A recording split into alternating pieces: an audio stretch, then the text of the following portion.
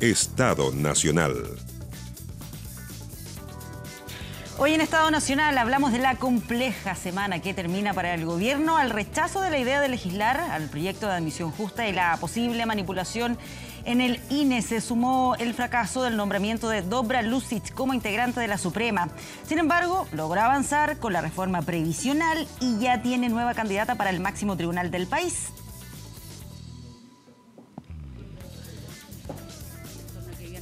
En nuestra entrevista del día de hoy vamos a estar conversando con la abogada penalista y exfiscal Marisa Navarrete. Y también vamos a estar conversando acá en el panel con el presidente de la ADC, Fuad Chaya.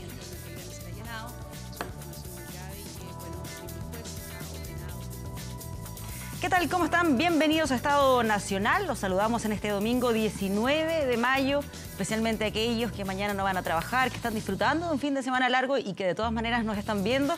A todos ellos un gran saludo y los invitamos a que sean parte de este panel, que nos escriban ahí con el hashtag Estado Nacional. Vamos a estar revisando todos sus comentarios, sus preguntas. Y también saludamos a quienes nos están escuchando a esta hora a través de Radio Duna. Nos acompañan en este domingo Claudio Pascual, gracias por estar aquí. ¿Qué tal? Buenas. También Alberto Mayol, bienvenido. ¿Qué tal? Gonzalo Miller. Hola, ¿cómo está, Pati? Y Cristian Valenzuela. Muchas gracias por invitarme. Y vamos a comenzar lo que ha sido el análisis de esta semana, que partió complicada para el gobierno. Se rechazó ahí la idea de legislar. Dos de los proyectos emblemáticos tienen que ver con la reforma previsional y también con admisión justa. Lo que tuvo que ver con las pensiones fue cambiando a lo largo de los días, pero no así con admisión justa, que ahí se ve una confrontación mucho mayor. Quiero partir primero con las evaluaciones que ustedes hacen respecto a lo que pasó y especialmente en esta materia, que lo que se propone básicamente es modificar el sistema de admisión escolar, cambiando ahí, permitiendo la selección en los liceos emblemáticos. De eso se trata este proyecto puntualmente. Claudia. Bueno, lo primero es que pareciera, primero es que se busca, digamos, revertir una situación que es bien compleja en nuestro país, que tiene que ver con la segregación en el mundo escolar, con una segregación que hace que las escuelas que están en municipios más desposeídos, con menos recursos, sean de menor calidad que las escuelas públicas que están en municipios que tienen mejores recursos, digamos, donde además tienen mejores recursos porque en estos municipios también están los colegios llamados emblemáticos, o colegios tradicionales, digamos, en relación al eje público. Yo quiero vincular eso porque efectivamente cuando se logró terminar con la selección, se terminó también con el lucro en la educación básica y enseñanza media, y también con el copago. Y en ese marco, revertir esa situación yo creo que va en contra, digamos, de mejorar la calidad en los colegios. Aunque sean ciertos colegios específicos. Pero es que por eso digo, y ese proyecto y esa ley contempla, y lo que se hizo en el gobierno anterior, también contempla un espacio de selección para estos colegios emblemáticos. Por lo tanto, es innecesario lo que se está planteando como admisión justa. Y lo que es más grave aún, que lo acabamos de leer en los diarios de hoy día, es que el Mineduc advierte que va a alertar a los apoderados y a las apoderadas de los colegios de baja calidad. Va a estigmatizar, en vez de proponerse hoy día en la nota, de decir, ¿sabéis qué? ¿Cuáles son nuestras políticas? ¿Cuáles son nuestras medidas? ¿Cuáles son nuestros planes para elevar la calidad de los colegios públicos? Y eso es lo más grave, digamos. Yo creo que en ese sentido es un proyecto que retrocede en una mirada de terminar con la segmentación y de elevar la calidad para todos y todas, y no solo en los colegios de excelencia. ¿Es innecesario, como dice Claudio Pascual? Yo creo, haciéndome cargo de la pregunta inicial, creo que más que una derrota para el gobierno, yo creo que una derrota para el país y para muchos estudiantes que están viendo limitadas sus opciones de participar de una educación de alta calidad. Porque no olvidemos que la plataforma programática con la que fue este gobierno contemplaba esta medida. Y se les dijo a los chilenos, ¿ustedes quieren apoyar o no quieren apoyar una revisión de la ley de inclusión que fue aprobada en el gobierno anterior? Y esa fue la opción mayoritaria. Entonces el gobierno está en su legítimo derecho de proponer una alternativa, de establecer esta propuesta y de llevarla adelante y de defenderla con los instrumentos que la ley le permite. Entiendo que esto lo va a revisar la Contraloría, que los correos y todo esto, pero no nos enfoquemos en estos instrumentos. Yo creo que lo central aquí es determinar cuál es el objetivo del gobierno. Y el objetivo del gobierno es recuperar en esos colegios de alta excelencia la posibilidad de que los estudiantes puedan ser seleccionados y permitan desarrollar esta educación de mejor calidad. Yo creo que Ese es el centro del problema y a lo que nos tenemos que abocar. Sí, pero a ver, los gobiernos por definición tienen todo el derecho a hacer todo lo estúpidos que quieran, todo lo malos que quieran, solo no pueden cometer ilegalidades y eventualmente no se ha cometido alguna ilegalidad, salvo hay algunas cosas que se están investigando, pero eso no es lo que me importa a mí. Lo que me importa a mí es que efectivamente la sociedad como sistema político tiene que tener la capacidad para enfrentar cuando a un gobierno se le ocurre una idea que es incompleta, que es negativa, que es inadecuada. Los problemas de la educación chilena respecto a la admisión son graves. ¿Por qué? Primero porque no es verdad que las personas eligen a los colegios, sino que los colegios eligen a las personas. En segundo lugar, porque si uno recorre el país, nosotros lo hemos hecho haciendo investigación, ve cómo se cierra un colegio. Y cómo se cierra un colegio es una historia muy lamentable para las personas que están en ese colegio. Lo que empieza a pasar es que ese colegio empieza a bajar respecto al CIMSE, respecto a un colegio que queda, por ejemplo, en el otro pueblo. Entonces, los que tienen mejor puntaje de este colegio, los papás dicen, vamos a hacer un esfuerzo y todas las mañanas nos vamos a levantar temprano y vamos a ir a 1 hora de distancia al pueblo del lado. Y se empiezan a ir los puntajes altos. Cuando se van los 2 primeros, se va el tercero y el cuarto, el quinto y el sexto, y empiezan a quedarse sin estudiantes del colegio y sin plata, por lo tanto empiezan a tener que despedir profesores o a contratar profesores de menor calidad. Y termina entonces en 10 años ese colegio, sin cerrarse todavía, entregando educación. Y yo he encontrado colegios donde primero, segundo, tercero y cuarto básicos se hacen en la misma sala, con el mismo profesor, y se reparten el tiempo, porque no hay cantidad de estudiantes para financiar entonces la operación del colegio. Entonces, cuando uno ve eso, dice, a ver, ¿cuál es el problema?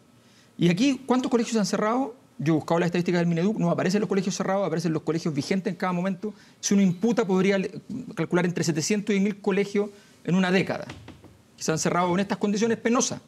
Cada uno se habrá demorado 5 o 10 años en este proceso de decadencia. Todo eso es una pésima historia.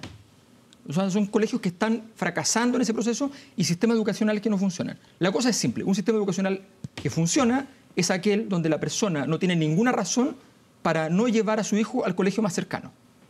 Eso es un sistema educacional que funciona.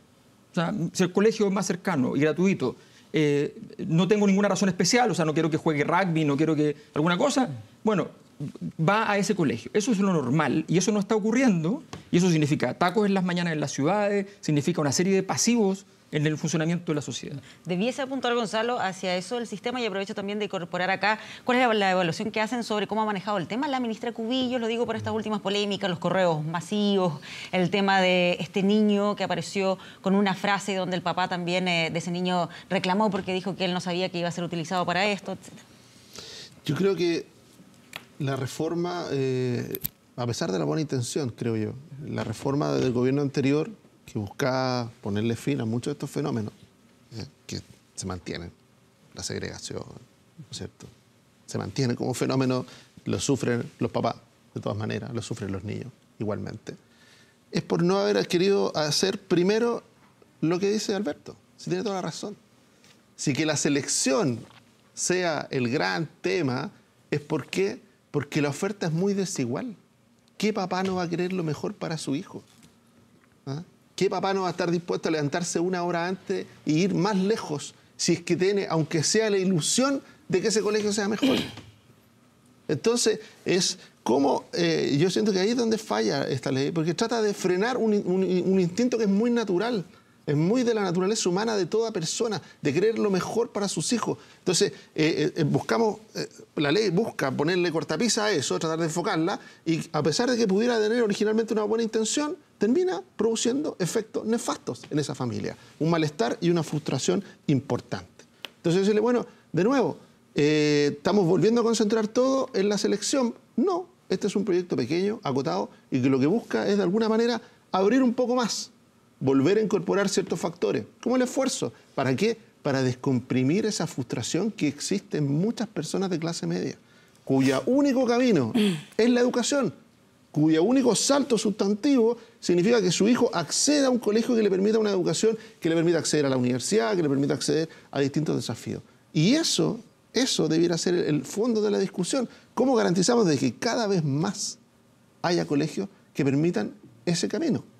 Y no cómo logramos que desaparezca el Instituto Nacional como institución, como lógica.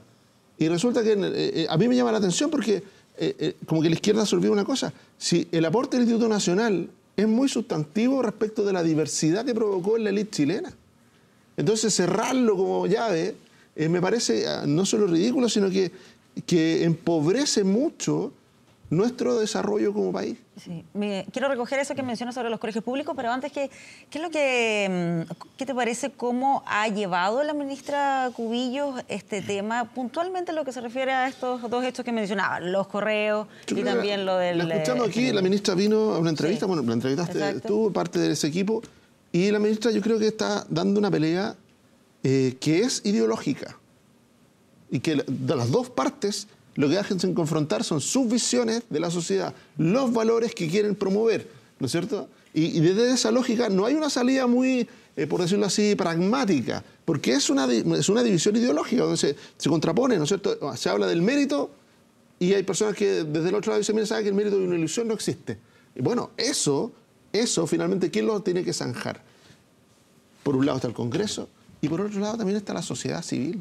Entonces decirle que una ministra que lleva ese debate a la sociedad civil, me parece que lo está haciendo bien, desde esa lógica, desde la lógica de que le dice, mire, estas son las posiciones, o está esto, usted quiere hacer esto, ¿por qué no lo puede hacer? Porque hay un cambio legal que todavía no se puede implementar y que se produce oposición respecto de eso.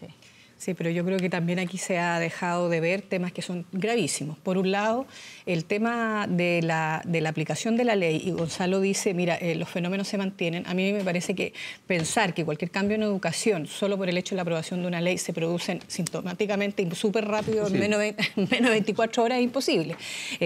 Terminar con los años y las décadas de segregación y lo mal que se ha dejado a la calidad de la educación pública en Chile en un solo día es imposible. Por lo tanto, y lo que aquí se ha dejado hacer, y la ministra ha cometido un error garrafal, es que este proceso ha estado implementado en el resto del país y la única región que faltaba por implementar es la región metropolitana y ella mete, junto con el programa de gobierno, como dice Cristian, una reforma antes de que se termine de implementar en todo el país.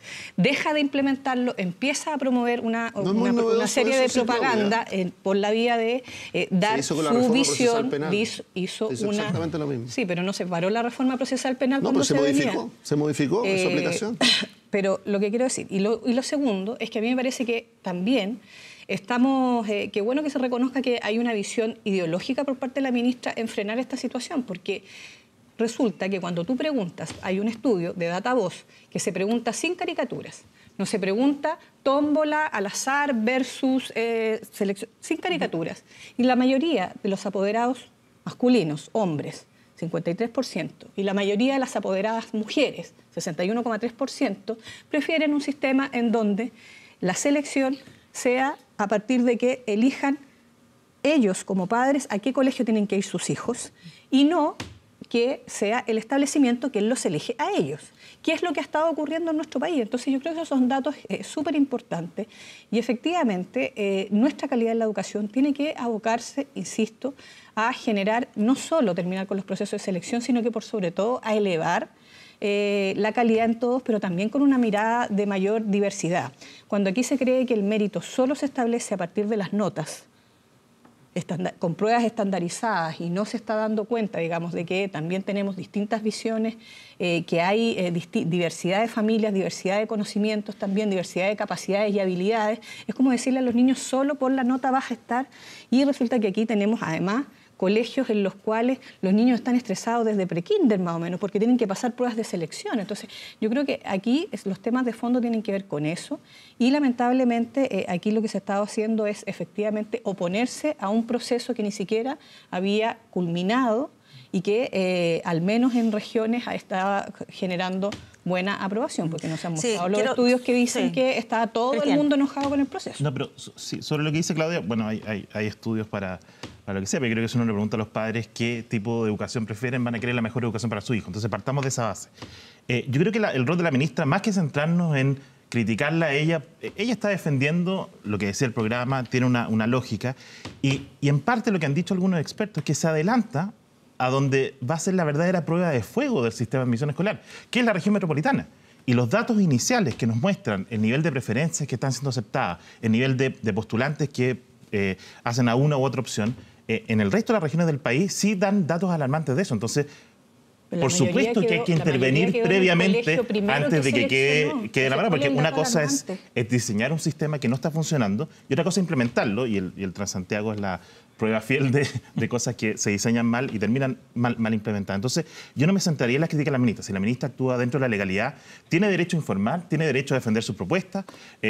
Si hablamos del gobierno anterior, yo me acuerdo del ministro Pacheco que mandaba cartas a través de las cuentas de luz diciendo cómo iban a bajar los precios. Entonces, legítimamente los gobiernos tienen derecho a defender su opción y a llegar hasta el final con ella. Ahora, yo creo que lamentablemente nos centramos en esta discusión ideológica de la admisión o no admisión, perjudicando a los colegios buenos y no preocupándonos de los colegios que podrían ser mucho mejores. Entonces tú dices, los cambios en educación no tienen respuesta ni consecuencia inmediata.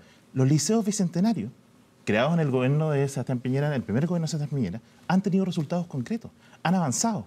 Entonces, ¿por qué no nos preocupamos de mejorar todos esos colegios? ¿Por qué no nos preocupamos de los colegios, como dice Alberto, que están cerrando?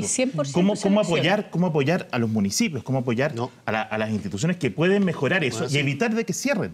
De hecho, hoy día no tiene selección. Hoy día no nos estamos preocupando de los desafíos al interior del aula de clase. Los sueldos de los profesores, los desafíos de la digitalización. En vez de ser una herramienta de apoyo, termina siendo una herramienta de desconcentración para muchos. Entonces, no estamos discutiendo sobre los problemas de educación y nos estamos enfrascando en una lucha que termina finalmente, ¿qué está pasando? No, pero el Instituto Nacional es el resultado. No, el gobierno anterior fue el que dijo, y vuelvo a la caricatura porque yo no la inventé, quitémosle los patines a los alumnos que le va bien y tratemos de dárselo al resto. Y eso no ha funcionado. A ver, yo creo Entonces, que hay bajamos acá. Y solo la última cifra para cerrar. Instituto Nacional hace 10 años tenía 3.800, 4.000 postulantes. En la última admisión 2019, 890. Casi calzado. Esa es una muestra de que... Y aprovechemos ahí de abordar también el tema del Instituto Nacional, que ha estado muy presente en los últimos días, el tema de la violencia que se ha visto también. ¿Tiene alguna relación con el tema de los procesos de selección? Todavía no se aplican en la región metropolitana, pero ellos ya habían hecho algunas modificaciones en el último año y también ahí aula segura. A ver, yo creo que... Primero, lo que me temo es que como sistema político de algún modo nos hemos rendido a los problemas, porque estamos discutiendo leyes que son periféricas como si fueran centrales y las centrales ni siquiera las estamos abordando. Y supuestamente aquí estamos de acuerdo todos en 4 o 5 cosas súper importantes y no hay una legislación en ninguno de los últimos 4 gobiernos al respecto. O sea, no estamos hablando ni de cómo hacemos que el colegio que está más cerca de cada casa tenga la calidad suficiente para que no sea necesario ir a otro. No estamos hablando de las transformaciones microcurriculares que son indispensables hoy día en los colegios. ¿Ya? No estamos hablando de las horas de preparación de cursos de los profesores. No estamos hablando de esas cosas. Estamos hablando de todas las cosas que no cuestan tanta plata, para que seamos concretos. La remuneración. Entonces estamos hablando porque no queremos enfrentar el tema de fondo y eso nos va a costar carísimo de aquí a 30 años. Y ese es el problema y lo que me temo en ese sentido. Incluso más, no somos capaces de decirle como sistema político a las personas, a los apoderados, que realmente la verdad es que una persona que quiere seleccionar un colegio no tiene la posibilidad de hacerlo porque no tiene ningún predictor para saber efectivamente si ese colegio es mejor que otro. ¿Ya? Y esa es la verdad del asunto. ¿Y cómo le podemos entregar información? Y es bueno, pero es que el punto de fondo es que no sea necesario porque tú puedes ir al colegio que te queda más cerca y no tienes ninguna otra duda. Y si quieres una cosa especial, separada de la calidad de la educación, que tenga que ver con otro tipo de fomento, hay proyectos para eso. Hay colegios en todo el mundo que preparan para medicina deportiva, para que los niños que quieren estudiar medicina y deportiva vayan ahí y son especializados en eso. Y hay otros que se preparan para lo artístico, para el deporte. Perfecto, ni un problema. Ahora, respecto a la violencia, lo que significa la irrupción de la violencia en el Instituto Nacional significa que se rompe el principio de integración que existía anteriormente y no se ha puesto ninguno otro encima. Eso es lo que significa. ¿Ya? A mí no me gusta la selección en los establecimientos, pero entiendo que todos los sistemas súper republicanos en el mundo pueden tener 5, 6, 7 instituciones, ¿ya?, que configuran efectivamente renovación de élite, ¿ya?, y que prefieren, porque al país le hace bien que se concentre la inteligencia, la cantidad de excelencia, pero de excelencia, en un grupo más pequeño, porque eso va a redundar en un desarrollo mucho más alto de esos con capacidad intelectual y que si el país es un país igualitario, no va a significar que esos tipos, porque son más inteligentes, son ultramillonarios, sino que simplemente van a ser una puerta al país. ¿Ya? Si lo pensamos con sanidad, no hay ningún problema. Si el Instituto Nacional estaba cumpliendo ese rol en las últimas décadas, la verdad es que es cuestionable. ¿Ya? Lo cumplió históricamente, sí, pero efectivamente en las últimas décadas no estábamos viendo que era la renovación de las élites estaba ocurriendo a partir del Instituto Nacional. No es una cosa suficientemente evidente con la formación de los últimos años. Pues bien. Es que los últimos años ha pasado paralizado. De los últimos 20 años, me refiero. Sí. En los últimos 20 años. Yo creo que el declive viene en los últimos 20 años. Pero para entenderlo, ¿de dónde proviene esa violencia? El alcalde habla de que son grupos anarquistas. Es que mira, es que el punto no es... O sea, sí, el punto policial es buscar a los culpables. Ajá. El punto sociológico, en realidad, es que en un lugar donde imperaba un principio de integración que permitía que la gente buscara un mismo objetivo, deja de haber ese objetivo y entonces irrumpen, ya sea externamente o internamente, pero se ve como un escenario donde puede haber violencia. Eso se llama anomia en sociología. Entonces eso es lo que está pasando y eso significa que el proyecto, cualquiera sea que se intentó instalar, no está funcionando. Para que seamos claros, y en ese sentido habrá que decirlo con claridad, cuando uno destruye un proyecto que tiene cierto éxito, tiene que tener un proyecto que sea mejor que el anterior. Y es tan simple como eso. Y es tan difícil como eso. Entonces, sencillamente lo que ha ocurrido es que en el Instituto Nacional hoy día acreditamos que se está haciendo un daño. Eso es evidente. ¿Cómo se resuelve? ¿Ya? Se transforma en un colegio convencional, normal, con igualdad de trato que el resto de los colegios. O pasa a ser un colegio de excelencia y por lo cual recibía aportes de la municipalidad y por lo cual recibía aportes extra. Sí. Y se busca otro camino que va a cumplir un rol geopolítico en la región. Bueno, eso es otra cosa. Y lo tienen que definir entre el establecimiento, los gobiernos, en fin. Ya, y en eso yo creo que hay dos cosas. Una, que el Instituto Nacional sí estaba cumpliendo ese rol históricamente. Cuando uno mira la poca diversidad que hay a veces en la élite, proviene mayoritariamente del Instituto Nacional. Es verdad que en los últimos 20 años ha tenido competencia el Instituto Nacional. Aparece en los particulares subvencionados con mucha fuerza y también ofreciendo una alternativa parecida de diversificar la élite en términos de permitir a familias de clase media, incluso a familias de bajos recursos, ser parte de la universidad y finalmente acceder en distintos niveles a la élite, a la misma élite. Pero esos mismos años que el Nacional funcionaba, quiero decir un datito nomás, en esos mismos años que el Nacional funcionaba, el sistema público en general cumplía ese rol sin ningún problema. No nos olvidemos que tenemos los 2 premios Nobel de Chile, son de regiones y de liceo público y de pueblos pobres. Sí. ¿Ya? Entonces, y hoy día eso no ocurriría. Sí, claro. Pero ni siquiera ocurre con los particulares. En un momento donde la cobertura de la educación pública era inferior al 50%. O sea, ya el hecho de poder acceder... No, pero eso digo, es que del hecho ya de poder acceder a esa educación ya era una especie de selección. Significa que podía acceder.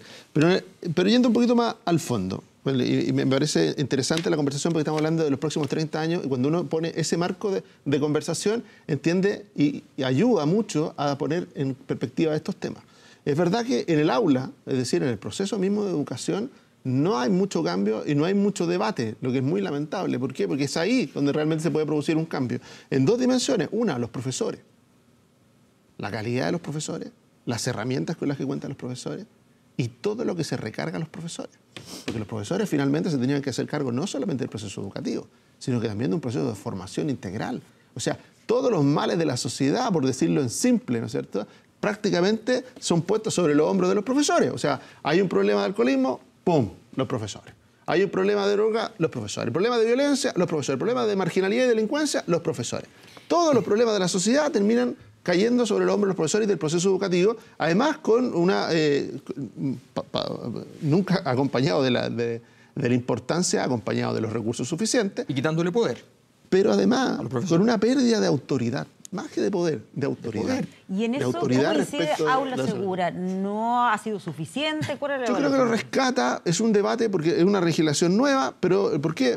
Lo veo muy interesante. En Concepción había un caso muy emblemático donde se aplicó Aula Segura y la justicia había decidido dejar una orden de no innovar, es decir, esos mismos alumnos tenían que reintegrarlos. Después la propia justicia dijo, ¿sabe qué? Tengo un problema porque supone que la sensación de injusticia que mi decisión está provocando en esa comunidad escolar es muy fuerte y tuvo que revertir. Entonces yo creo que sí va en el camino correcto, es para los casos más graves, ojalá que no se ocupe mucho, pero resulta que cuando uno mira los casos más graves, que a pesar de que sean pocos, como los que vimos en el Instituto Nacional o en otros liceos emblemáticos, con el uso de molotov, con el uso de amedrentar a funcionarios, a profesores, a apoderados por la vía de la violencia, uno dice... Pareciera que el espíritu de Aula Segura va por el camino correcto, incluso yendo un poco más lejos. El alcalde Alessandri también está proponiendo ahí, entre varias otras medidas, que se revisen las mochilas de manera aleatoria de los alumnos o de quienes ingresan al Instituto Nacional. Yo me hago cargo de ese punto de inmediato, pero quiero volver 2 segundos al análisis sociológico, Alberto, que no lo voy a competir en esa área, pero lo preocupante de que el Instituto Nacional y otros liceos emblemáticos, donde más allá de la progresión histórica, salieron varios de los últimos expresidentes, el presidente Bachelet, el presidente Lagos, es que finalmente la alternativa sea el proyecto Machuca que está impulsando la ADC o el alcalde Lavín, de esta suerte de finalmente llevar a los mejores alumnos de la educación pública y que terminen siendo educados en la educación privada. Yo creo que esa salida no es la mejor. ¿Por qué no seguir reforzando las escuelas emblemáticas? ¿Por qué no ampliar esta oferta para que la educación pública se haga cargo también de todos estos fenómenos de integración que son necesarios para el país? Que la élite no sea solo proveniente de determinados colegios privados. O sea, es ya como el colmo de esta idea de defender la educación pública, pero terminando potenciando la educación privada. Y respecto a la violencia, ahí me salgo de lo sociológico y voy a lo gráfico. Cuando alumnos amenazan, o no sabes si son alumnos, amenazan con rociar con benzina a una profesora, la amenazan de muerte, golpean. El Instituto Nacional, hay testimonios por todos lados en las redes sociales sobre que las últimas 4 semanas han sido terror, porque no es normal eso. Y vuelvo al sentido de autoridad que promueve Gonzalo. Hay una pérdida total. Y si como país, no solo el alcalde, sino que los parlamentarios que están discutiendo temas de educación, el gobierno no se hace cargo de dar una señal fuerte para parar esta violencia, para parar las tomas, para parar las protestas, para parar el uso de molotovs, las amenazas a los profesores, que el rector del Instituto Nacional no pueda hablar, que esté amenazado y no pueda responder a una entrevista, habla de que, y esto parece invisibilizado, está parte de la discusión, pero y a la vez, como dice Alberto, en el Congreso se está discutiendo un proyecto periférico, entre paréntesis. Ahora, tenemos que ir a otro tema, pero antes, ¿qué te parece esto que ha salido, que supuestamente se va a categorizar a los establecimientos educacionales de acuerdo a su calidad, al CIMSE, que me hace recordar precisamente esa polémica iniciativa en su momento que hizo cuando estaba como ministro de Educación Joaquín Lavín de los semáforos, que tenían que ver con el resultado del CIMSE, qué tipo de semáforo tenía el colegio, y en ese momento se cuestionó porque se decía que estigmatizaba a los colegios más que ayudarlos. ¿Cuál es la opinión? Yo creo... ¿Ayuda en toda esta discusión? Yo creo que lo más importante para los padres tiene que ser la información y la libertad que tengan ellos para elegir. Y cómo ayudar a que la educación pública y también la educación particular subvencionada se apoye a estos colegios, se les dé más calidad, más que netearlos todos y quitarle a los que les va bien pero para su cuestionar oportunidad. también los temas de la libre elección. Yo nunca voy a olvidar que tenía unas amistades, digamos, en la época de universidad, que decidieron, que me contaron, mira, yo estudié en un liceo de niñas, en una comuna de la 7ª región, y a nosotros en el colegio siempre nos dijeron que a lo máximo que podíamos aspirar era para estudiar secretaría. Y yo en realidad ahora recién descubro que lo que me hubiera gustado hubiera sido estudiar medicina. Entonces, esto de la libre elección no es tan libre elección, porque cuando uno está en colegios de mala calidad o de que tienen menos expectativas porque sabe que no son el emblemático, porque etcétera, etcétera, efectivamente uno va moldeando también las esperanzas y los sueños de los niños y las niñas y los adolescentes y también de sus propias familias. Por lo tanto, pero démosle los sueños. Pero yo no te interrumpí, déjame meter, por favor. Entonces, en ese sentido, yo creo que tenemos aquí una discusión que tiene que separar lo que tiene que ver con hechos de violencia versus el tema de la calidad de la educación y los procesos para el ingreso y el acceso a la educación. En ese sentido, a mí me parece que también aquí se han estado dando fenómenos que son también complejos, porque hoy día la pérdida de matrícula en los colegios públicos de buena calidad o de excelencia, como llaman algunos, o emblemáticos, como llaman otros, también se debe, no solo, por un lado, efectivamente yo quiero ser muy clara, yo condeno los hechos de violencia que se dan. A mí me parece que no son formas de convivencia escolar el amenazar ni el rociar a alguien con... O sea, puede ser parafina como puede no serlo, digamos, etcétera, decirle pero que lo vas a inflamar, digamos, ¿no? O sea, creo que eso no son metodologías para nada. Pero creo que aquí, efectivamente, también han habido movilizaciones muy largas en donde el propio estudiantado no siempre valora lo que eso logra y, por lo tanto, también genera mayor frustración y va generando también espacio, de crítica, digamos, interna. Pero también aquí se dan fenómenos, por ejemplo, ranking de notas. Y eso sí le está pasando a los colegios públicos de excelencia. Y los chiquillos y las chiquillas se están retirando en tercero y en cuarto medio a un colegio distinto porque van a quedar mejor rankeados. Y eso es un fenómeno de calidad de nuestras escuelas. ¿Por qué? ¿Cuál es el problema? El problema no es que exista el Instituto Nacional, el Liceo 1, en Las Tarrias o en la aplicación, por nombrar solo 4. El problema es por qué el resto de los colegios públicos y escuelas públicas de Arica a Punta Arenas no pueden tener la calidad de educación, el respeto a la diversidad de personas que estén ahí a partir de que son de distintos niveles socioeconómicos, distintas formas de pensar en términos culturales, sociales, etcétera, etcétera. Y ese es el punto. Pero Claudia, entonces, en ese punto no hay... Y en ese, porque siguiendo el punto, si lo que dice esto, ¿por qué no se mejora? ¿Se puede mejorar toda la educación igual al mismo ritmo? Pero no se mejora no se puede mejorar con estigmatización, como es diciendo, este es de mala calidad y este es bueno. Claudia, ¿se ofrece 50 liceos bicentenarios? No, oposición. Y resulta que los 50 liceos bicentenarios apuntan a dar un paso. Después de esos 50 podrían ser 150. Después podrían ser 300. Pero resulta que el primer paso de los 50 aparte para que sean de excelencia en vez de ir a fomentar los que ya están. Yo sé que es un tema que genera pasiones, pero necesito que alcancemos a revisar todos los temas. De mayor calidad porque nos apoyan más. Nos están creando a veces la misma infraestructura donde funcionaba un colegio de bajo rendimiento, ha surgido un liceo bicentenario que le da la oportunidad a muchas personas, ¿no es cierto?, de esos mismos entornos, porque lo que dice Alberto, ¿verdad? ¿Por qué la persona tiene que desplazarse a otra ciudad? De su mismo entorno, y para eso el Liceo Bicentenario están en todas las provincias y apuntan a eso, a darle oportunidades de movilidad social. Si al final lo que la gente dice, la educación es la llave de la movilidad social. Y resulta que cuando ven imágenes, aunque no sean apoderados del Instituto Nacional, pero ven esas imágenes y dicen, lo que se está pagando en Chile es eso, la movilidad social, el motor, la educación como motor. Sí, lo que pasa es que esta semana tuvo harta noticia, así que quiero que también aprovechemos el tiempo para analizar lo que pasó con Dobra Lucic. Era la carta para llegar a integrar la Corte Suprema, pero la votación ni siquiera se alcanzó a hacer en el Senado porque su nombre fue retirado por el gobierno. Ya hay otra candidata, María Angélica Repeto, pero obviamente todo lo que fue pasando con Dobra Lucic, cómo se le fueron quitando los respaldos, ha planteado también la duda sobre cuál es el mejor sistema para poder escoger a quienes van a integrar la Corte Suprema, cuál es el estándar necesario. ¿Cómo ven ustedes lo que pasó finalmente con Dobra Lucic? O sea, yo creo que el caso es bien emblemático respecto a lo que ha sido los mecanismos de nominación de los ministros de la Corte. Esta es una candidata que, entre comillas, no era la candidata original del gobierno, porque era más bien planteada en esta lógica binominal de que se entregaba entonces uno cada uno y se respetaba sacrosantamente, ¿ya? Pero efectivamente entonces aparecen unas impugnaciones bastante graves, bastante serias, pero bastante graves sobre todo porque todos sabemos que en realidad las impugnaciones que se le hacen a ella son probablemente las mismas que se le podrían hacer a prácticamente todos los ministros de la Corte. Si eso es lo más dramático es pensar de que sabemos que operadores políticos, operadores que están permanentemente ayudando a personas y que la gracia que tienen, que son operadores, y que para ser operador a veces hay que tener unas características que no son necesariamente muy santas, ¿ya? Entonces, y muchos ceden para poder tener más camino entonces a esta vinculación con personajes que son personajes que más bien operan en la oscuridad de la burocracia. Y sabemos que en el grueso de los cargos y en las negociaciones se pierde el sentido último de lo que se está haciendo.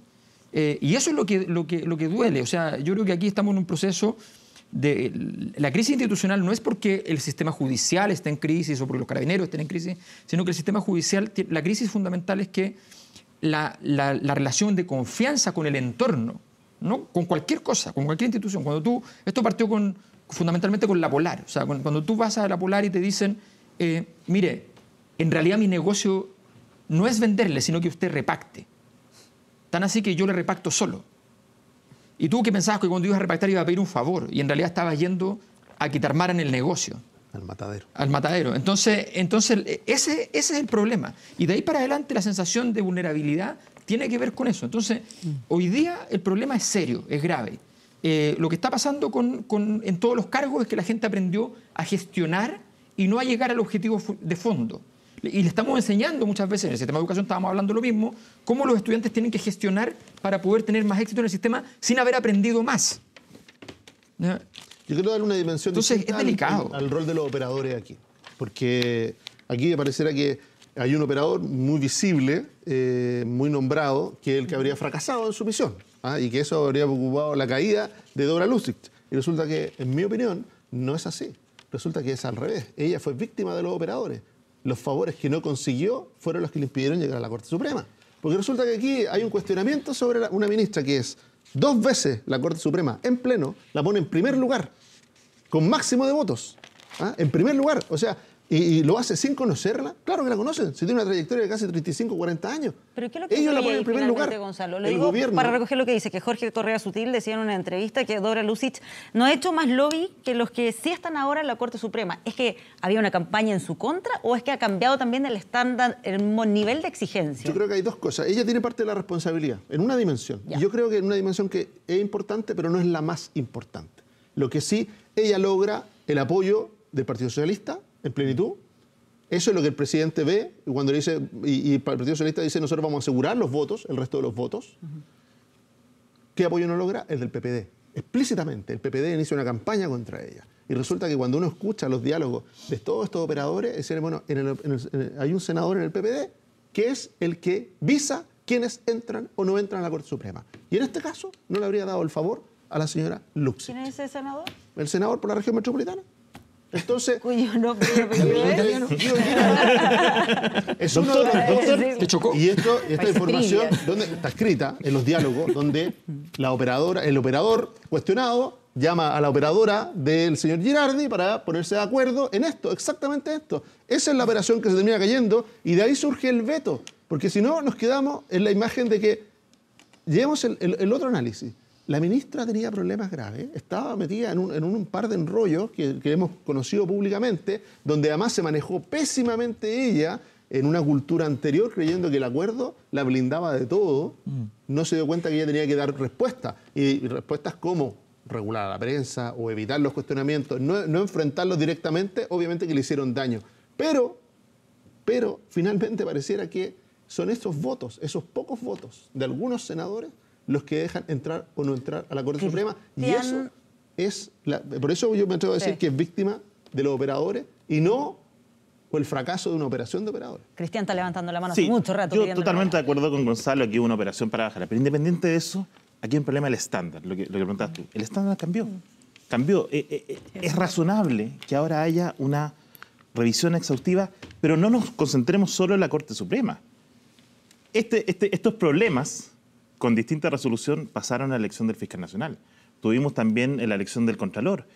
Tenemos problemas en la elección del secretario del Senado. Tribunal Constitucional. Todos los cargos que son seleccionados tienen que subir su estándar. Yo creo que la propuesta hoy día sale en la tercera, creo, del gobierno, que va a ser un consejo.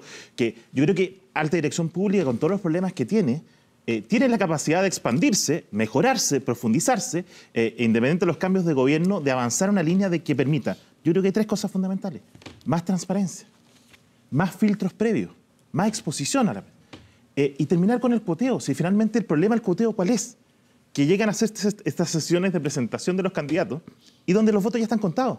Entonces no hay un verdadero interés por hurgar en las vidas profesionales, en las trayectorias, en los problemas que presentan ciertos candidatos para ciertos cargos. Entonces yo creo que ahí está el centro de lo que nosotros podemos trabajar. Pero ojalá que esta propuesta de mejora cuente con el apoyo transversal y se lleve al final a una verdadera solución, porque siempre nos llenamos de propuestas después de que los problemas pasan.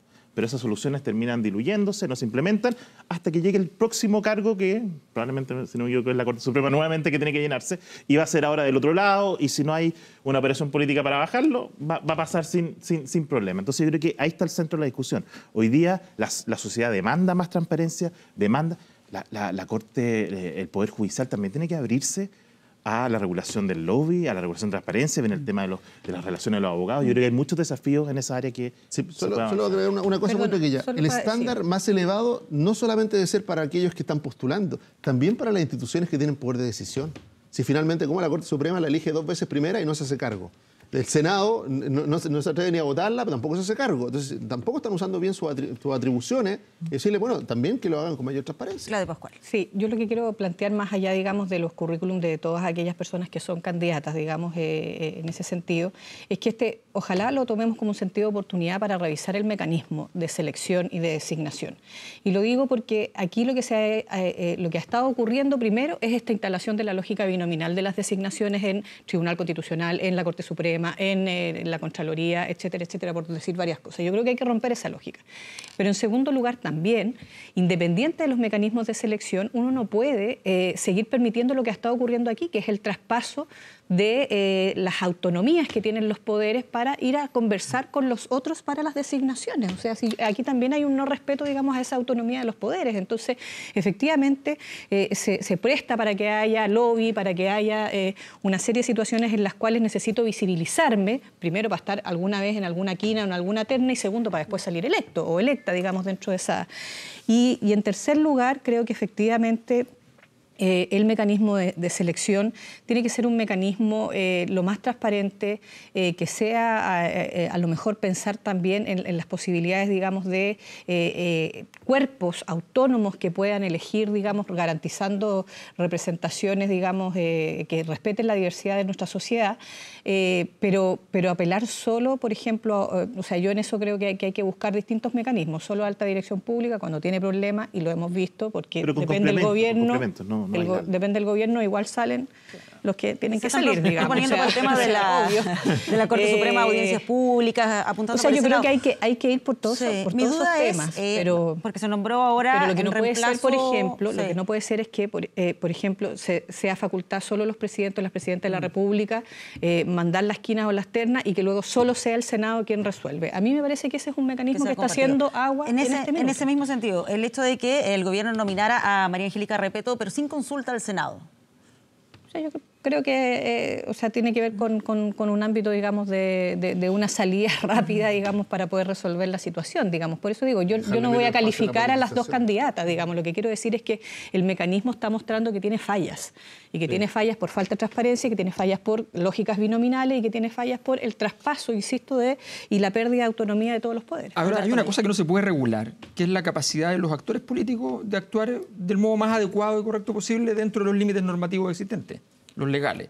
O sea, no es adecuado, no está bien, suena feo y se ve mal que el presidente de la República haya llamado a Dobrovolsky para decirle ¿ya? Que él había tomado la decisión, que además todos sabemos que es él, está muy bien, aquí no tiene para qué comunicárselo, digamos, ¿ya? Y había tomado la decisión de que fuera ella la nominada para ir al Senado. Y espero que no lo haya hecho ahora, ¿ya? Con la nueva nominación. Pero yo creo que ahí tenemos que mejorar el estándar, porque hay una cosa que no nos tenemos que olvidar. Entre los fundamentos de una decisión y una decisión hay un delta, hay una diferencia que no va a llenar el fundamento. O sea, el poder existe justamente porque no existen respuestas correctas en el poder. Entonces, uno puede tener la respuesta lo más fundamentada posible, pero hay un punto en el cual tiene que tomar la decisión y decir, oye, entre estos dos, tal cosa. Y tenemos que tener mucho cuidado con las operaciones para todo esto. Yo recuerdo que cuando se eligió al fiscal Abbott, toda la prensa dijo no tiene ninguna posibilidad porque todos dicen que no tiene apoyos políticos. Y a mí me queda súper claro, me disculparán, que tiene cualquier cantidad de apoyo político. Que los consiguió.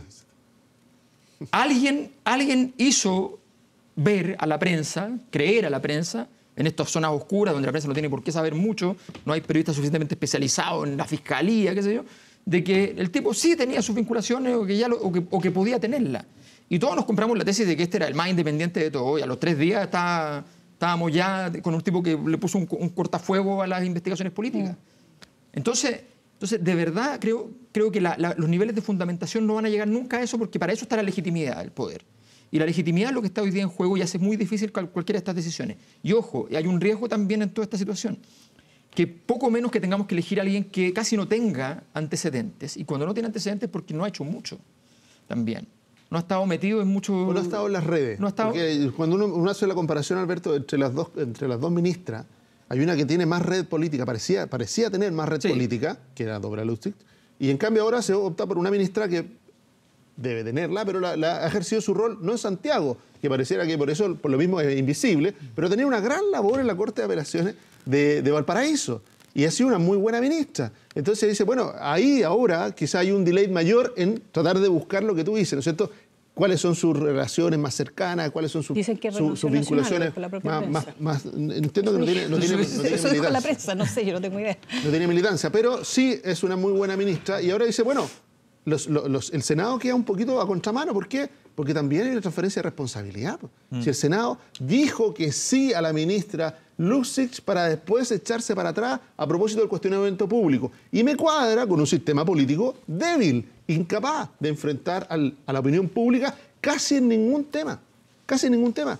Basta que un tema se transforme en un tema público para que la política retroceda. Sí.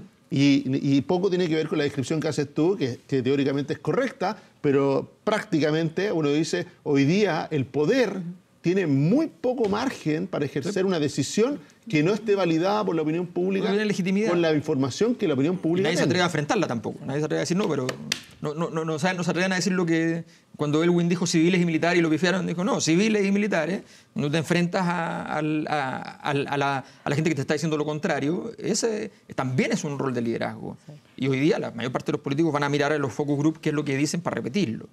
Esa es la verdad. Vamos cerrando este tema porque ya vamos a ir en un ratito más con la entrevista con Marisa Navarrete. Estaba revisando algunos de los comentarios que nos están llegando ahí con el hashtag Estado Nacional, muchos opinando sobre el tema de los colegios, algunos como Coca que dice que no está de acuerdo con los colegios de excelencia, otros que nos preguntan por el tema de las pensiones, vamos a estar conversando sobre eso.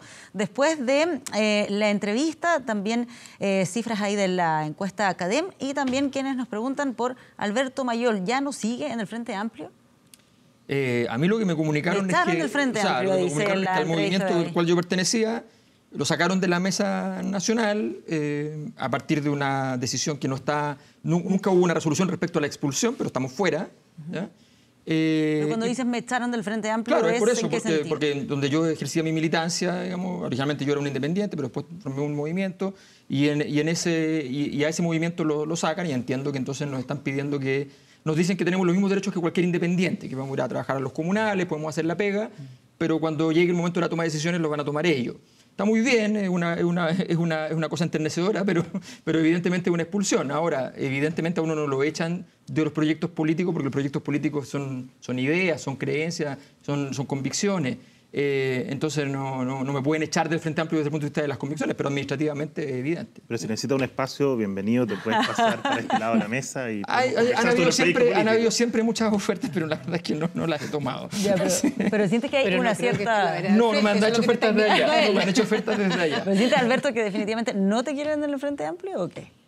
O sea, a mí siempre me ha importado bien poco si en la política a alguien uno lo quiere. Yo no entiendo esa necesidad de amor en la política. Lo que necesitamos es que la gente que piensa que tiene un proyecto conjunto trabaje en conjunto para ese proyecto. Y eso ha sido difícil con el Frente Amplio, aunque lo he logrado bastante. Y he logrado que a varias cosas que pensaba que eran importantes que se hicieran en el Frente Amplio. Pero el Frente Amplio hay mucha gente, Alberto. Y resulta que cuando uno mira esta teleserie, ¿no es cierto?, post-primaria, sí, básicamente tu enfrentamiento ha sido con Revolución Democrática y sobre todo con Giorgio Jackson. Sí. Es ahí donde que tú no fueras en la lista, no ocuparas un cupo, sí, no te subvencionaras con los votos de él, como que tú no tuvieras votos. De hecho, yo no necesitaba los votos, yo necesitaba ir en la lista donde me habían ofrecido mi cupo, en los ecologistas verdes, yo ahí salía diputado, y donde me mandaron no salía diputado. ¿Y eso fue al azar o fue una decisión? No, fue una decisión del Frente Amplio, una sanción. Me sancionaron. Que de nuevo, el Frente Amplio hay mucha gente. Por eso, pero es que la Mesa Nacional es la que ejerce, y en la Mesa Nacional no está Giorgio, pero yo siempre lo dije, esto es evidentemente un problema que oficia con Giorgio, y de hecho yo cuando partió este problema hace un mes, que lo mantuvimos con prudencia y sigilo al respecto, yo le hice llegar un mensaje diciéndole, oye, está pasando esto, no entiendo muy bien para dónde va, pero entiendo claramente que esto puede terminar mal. Y no contestaron. Por tanto, entiendo que efectivamente se hacen responsables, porque uno si no llama y dice, oye, no tengo nada que ver, qué sé yo, por último miente, no tengo idea. Las formas. ¿Y si fueras diputado hoy día, estarías en el Frente Amplio? Sin duda, no me imagino en otro lugar, la verdad. 10 de la mañana con 53 minutos, nos vamos a la pausa, viene la entrevista y más aquí en Estado Nacional.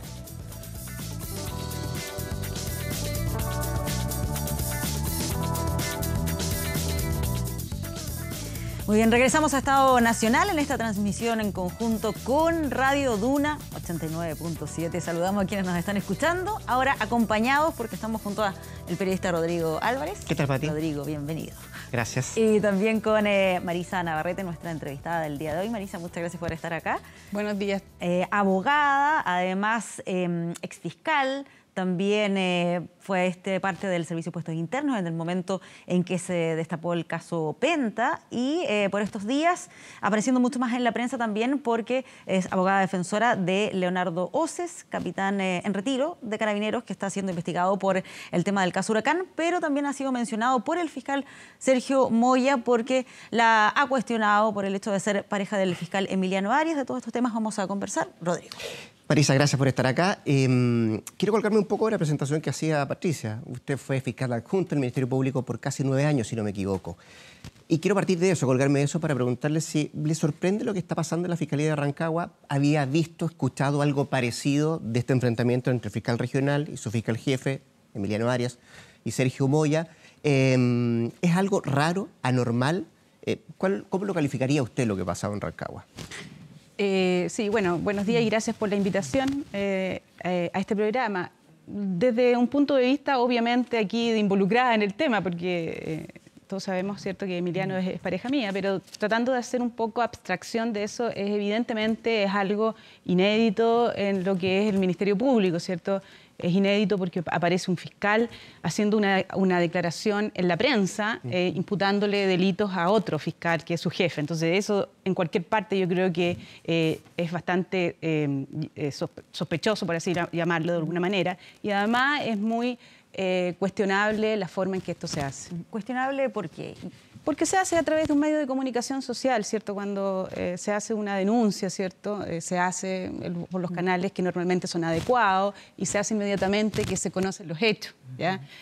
Aquí se hace una denuncia de hechos que habían ocurrido más de un año atrás. Entonces, todo esto es lo que nosotros decimos que es cuestionable. Y es cuestionable también porque, como también el propio fiscal Moya lo dijo, esta denuncia pública que la hace a través de los medios de comunicación, lo hace con el acuerdo o con el beneplácito de la Fiscalía Nacional. Es decir, aquí tiene una autorización de la alta jefatura para poder hacer esta denuncia pública. Marisa, usted lo decía también en la presentación, el saludo de que efectivamente su nombre sale nuevamente a raíz de las declaraciones que ha hecho el fiscal Sergio Moya. Usted lo conoció a Moya, me imagino que en algún momento tuvo tiempo para compartir con él. ¿Qué opinión tiene del fiscal Sergio Moya? Bueno, yo hasta antes de estos hechos, ¿cierto? Yo tenía una muy buena opinión de Sergio, lo conocía, toda vez que yo también había sido fiscal y habíamos coincidido en algunos temas que tenían que ver con delitos ambientales. Ambos fuimos fiscales medioambientales, por lo tanto, en ese ámbito yo lo conocía, yo no tenía ninguna razón para decir que el fiscal Moya pudiera estar involucrado en cualquier irregularidad, para nada.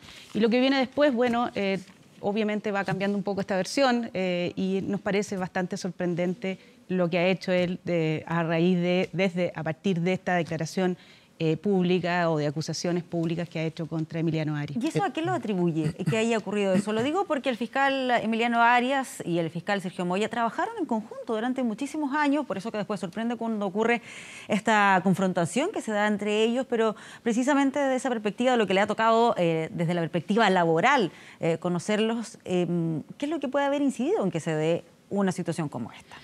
Bueno, hay muchas conjeturas al respecto, ¿cierto? Y ahí, por eso me imagino que yo estoy acá, es porque se mezcla de alguna manera con el caso Huracán. O sea, sin duda eso es un hito que marca lo que viene después. Hay antecedentes previos y desde luego yo les digo que estoy en el caso Huracán mucho antes de que sucedieran estos hechos, estoy desde el inicio.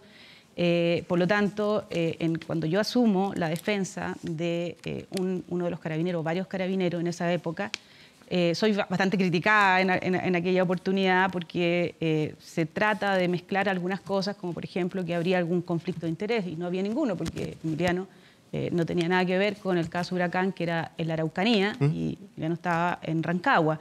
Pero soy criticada por muchos fiscales incluso, ¿ya? Como si uno asumiera una defensa institucional. Aquí obviamente que no era una defensa institucional, sino una defensa de personas.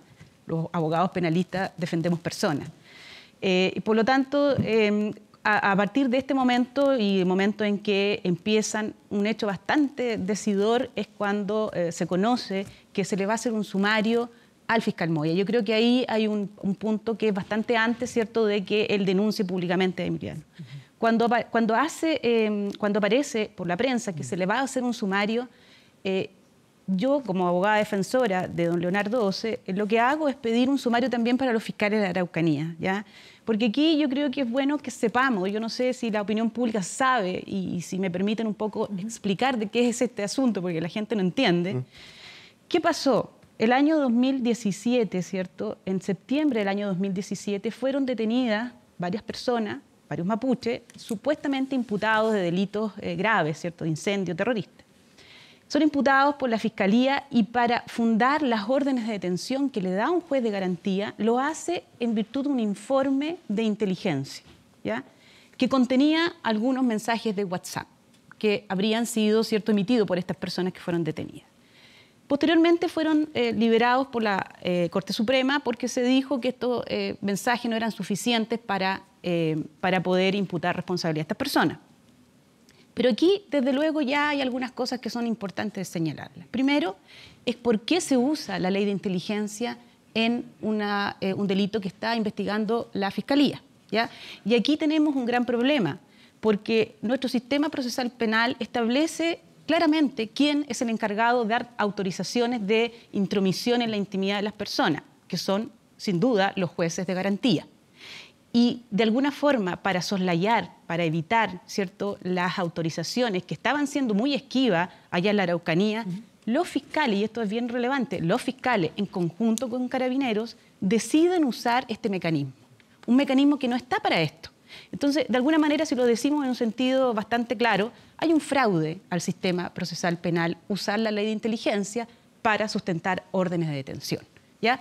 Y todos los antecedentes que hay en la carpeta de investigación dan cuenta precisamente que es la Fiscalía la que, al inicio incluso del año 2017, da cuenta de que autorizaron y decidieron usar esta ley de inteligencia, ¿ya?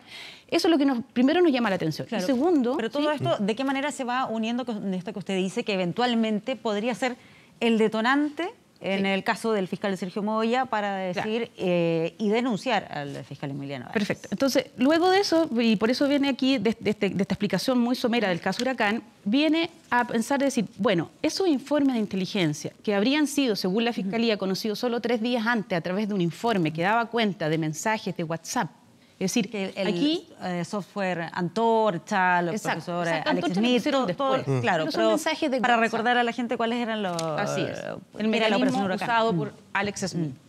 Pues bien, entonces uno ve aquí que hay fiscales, y esto no es creíble, que un fiscal haya visto un informe de inteligencia con mensaje de WhatsApp y haya dicho, me las creo todas, sabiendo que es algo que, por lo menos, la gente entiende que no se puede interceptar WhatsApp. Entonces, aquí necesariamente hay 2 opciones. O los fiscales sabían que era falso, porque no es posible que le hayan creído fiscales con alta experiencia, ¿cierto?, en delitos de alta complejidad, o los fiscales podrían haber hecho algún mecanismo, los sistemas informáticos y hoy día de hackeo, ya hemos visto hace un par de días atrás un tema de WhatsApp, se hizo algo y ellos solo cuestionaron esto cuando aparecen ellos mismos involucrados, ¿ya? Esas son las 2 opciones.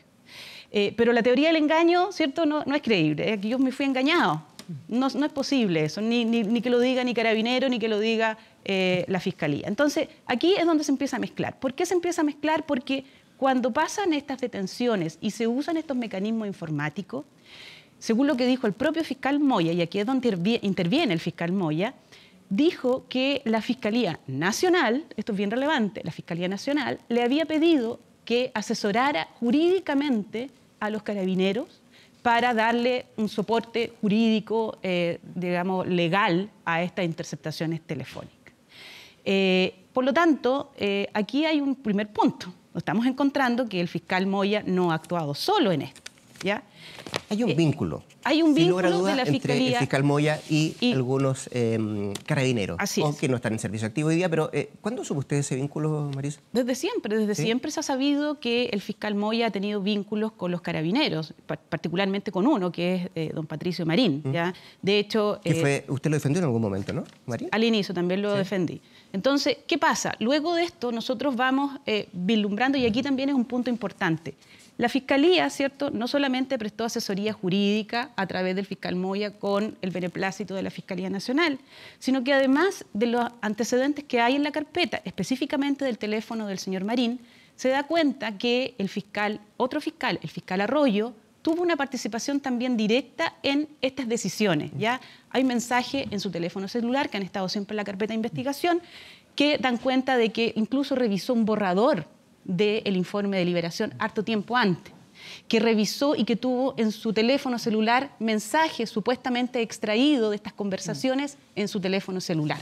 Y eso es súper relevante porque nosotros, esto lo hemos denunciado desde siempre dentro de la investigación, incluso como defensa hemos presentado una querella criminal porque desde agosto del año pasado estábamos pidiendo una evidencia. Sabemos que toda la evidencia que es de una carpeta de investigación tiene que ser conocida por la defensa. Y se nos negó sistemáticamente el teléfono del fiscal Arroyo. Quiero que me aclare un dato también que está dentro de este mismo proceso, Marisa, que tiene que ver con la declaración que hizo su defendido, con el carabinero Oces, respecto al allanamiento que hubo por parte de la Policía de Investigaciones a carabineros el año pasado. ¿Por qué lo hace ahora? 14 meses después. Exactamente, a eso voy. Estoy hablando un poco cómo el fiscal Moya se va apareciendo en el caso. Luego de esto, cuando se abre el sumario, y ahí nos vamos relacionando, se pide, por mi parte, que también, así como se le hizo un sumario al fiscal Moya, se le abra un sumario al fiscal Arroyo. Por eso he contado lo anterior, porque obviamente también hay mensajes que lo involucran. La Fiscalía Nacional rechaza hacerle un sumario, dice que eso no corresponde, y bueno, aparece el fiscal Moya en una entrevista en El Mercurio. Y allí señala algo bien relevante para empezar a sospechar que el fiscal Moya tenía una participación un poquito mayor, que es que dice que el día que él hace una prueba, no es que él hace una prueba en enero, cuando ya habían sido cuestionados los carabineros, él hace una prueba y dice que lo llama el fiscal Paredes, que es el fiscal regional de la Araucanía. Y lo dice. Y a mí me parece muy curioso que haya dicho eso, porque dije, bueno, ¿por qué el fiscal Paredes llama al fiscal Moya en una causa que se supone que no tiene nada que ver? Y pido la declaración nuevamente fiscal Moya. Pasa un mes, no pasa nada, no me da lugar, ni me responden esa diligencia. Y entre medio entonces empezamos nosotros a sospechar que había algo más. Empezamos a revisar los WhatsApp que habían entre Marín y Sergio Moya. Y allí nos vamos dando cuenta que el fiscal Moya tiene una participación directa en otra cosa que no tiene nada que ver con lo que él está investigando. Abogada, sí, para también ahí comentarle en el fondo lo que ha planteado el propio fiscal Sergio Moya. Él considera que toda esta información, todo lo que se ha dicho, su propio rol, tiene que ver con una suerte de venganza que se estaría buscando, que son imputaciones gratuitas, que vienen impregnadas de afanes personales, y dice ahí que él se cuestiona hasta qué punto puede llegar una persona empleando a su representado y al sistema procesal para lavarle la imagen a miembros de su familia, el nivel de manipulación de personas, de información de tribunales, de carpetas investigativas que ha hecho uso la abogada para favorecer a su pareja Arias. Ya me parece algo fuera de serie de declaraciones que dio en una entrevista al fiscal Sergio Moya. Sí, yo no me he querido referir a esas imputaciones porque de partida, bueno, considero que es bastante mal gusto empezar a atacar a la mujer del enemigo, por decirlo amarlo, lo encuentro de muy mal gusto, pero las tomo como una persona que está profundamente resentida con todo esto, pero que además está profundamente cuestionada. Porque cuando aparece ya, y definitivamente ya entrando a contestar la pregunta que me han hecho, porque tengo que explicarlo si no nadie entiende, cuando pasa esto de que estamos en duda respecto a la participación del fiscal Moya, aparece un correo electrónico que me envían en forma anónima a mi correo personal, ¿ya? Ese correo se lo entrego y se lo hago llegar al fiscal Palma, que está investigando el caso, y en ese correo es muy relevante, porque allí en realidad lo que pasa, y a diferencia de lo que dijo el fiscal Moya, no se trata de su caso. Allí se trata, si uno lee el detalle de ese correo electrónico, se refiere a Mónica Palma y a un tal José. Mónica Palma sería una abogada asistente que habría sido vinculada a algún tipo de filtración en el caso de la Araucanía. Por lo tanto, allí vemos una primera parte de ese correo que no tiene nada que hacer el fiscal Moya con ese caso. Los WhatsApp, además, que hay entre Patricio Marín, se da cuenta también que incluso le remite escuchas telefónicas de la abogada asistente, que no tienen nada que ver con... Deje quedarme con Moya un rato más, Marisa. ¿Usted tuvo trato preferente en Rancagua por ser pareja de Emiliano Arias, como dice justamente el fiscal Moya? Nos cambiamos de tema absolutamente. Sí, lo que pasa es que si no... No, por cierto que no tuve ningún trato preferente. Esas son partes de las imputaciones que se le están haciendo, que se están investigando al fiscal Emiliano Arias. Lo descarto absolutamente. Son dos causas que tuve como querellante, que tengo ¿Ya aún. no las tiene? No, que las tengo aún, Perfecto. pero que antes que llegara Emiliano. Y son causas, en realidad, y es cosa de preguntarle a las víctimas en el sentido de cómo han sido tratadas. Porque aquí hay un tema que es, digamos, por igual. Hay un problema con las víctimas. La Fiscalía tiene un problema con las víctimas. Usted pregúntele a cualquier persona si se sienten hoy día que sus casos están siendo investigados. Déjeme golpear la puerta de lo más íntimo en la relación que usted tiene con Arias. ¿Usted supo que alguna vez le ofrecieron la subsecretaría de Prevención del Delito a él? Como le digo, yo todas las imputaciones que le han hecho a Emiliano no me voy a referir. ¿Sabe por qué? Porque hay un equipo de abogados que tiene ellos unos planteamientos. Perfecto. Emiliano ya ha respondido eso y no me parece que yo pueda de alguna forma legítimamente referir. ¿Ya? Entonces no quiero yo mezclar las cosas. Usted me está preguntando y estoy aquí para que la gente pueda entender de alguna manera esta teleserie, como la han llamado, y que tiene que ver con el caso Huracán. Muy bien. Abogada Marisa Navarrete, muchísimas gracias por habernos acompañado acá Gracias esta a ustedes. mañana. Gracias, María. 11 de la mañana con 14 minutos y nos vamos a meter de lleno en todo lo que tiene que ver con la reforma previsional, las pensiones. Veamos un resumen de lo que pasó en estos últimos días con este tema.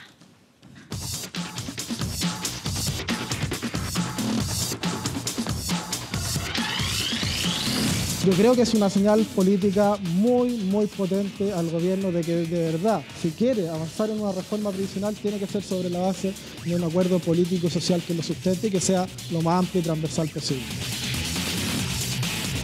No entenderían los chilenos que hoy día están esperando un aumento de la pensión que se niegue la idea de legislar, así que esperamos que esto sea aprobado en sala cuando corresponda votar, que entendemos que va a ser esta semana.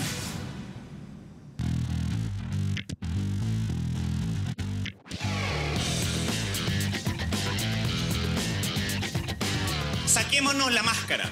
¿Están o no están por mejorar el sistema? Y el gobierno prefirió una estrategia comunicacional al diálogo político. Acá están las 10 lucas que el gobierno del presidente Piñera y que los parlamentarios que estén por aprobar este proyecto le van a entregar a los adultos mayores más vulnerables de nuestro país. 10 lucas miserables, desde la comodidad de nuestras billeteras, claro que es miserable. Desde la comodidad de los 6 millones de pesos que ganamos, claro que es miserable. Entonces esta es una discusión hipócrita, pues. Hipócrita. Yo puedo sacar también la billetera, pero díganle una cosa, ¿no es cierto? Sáquenle la billetera a los pobres.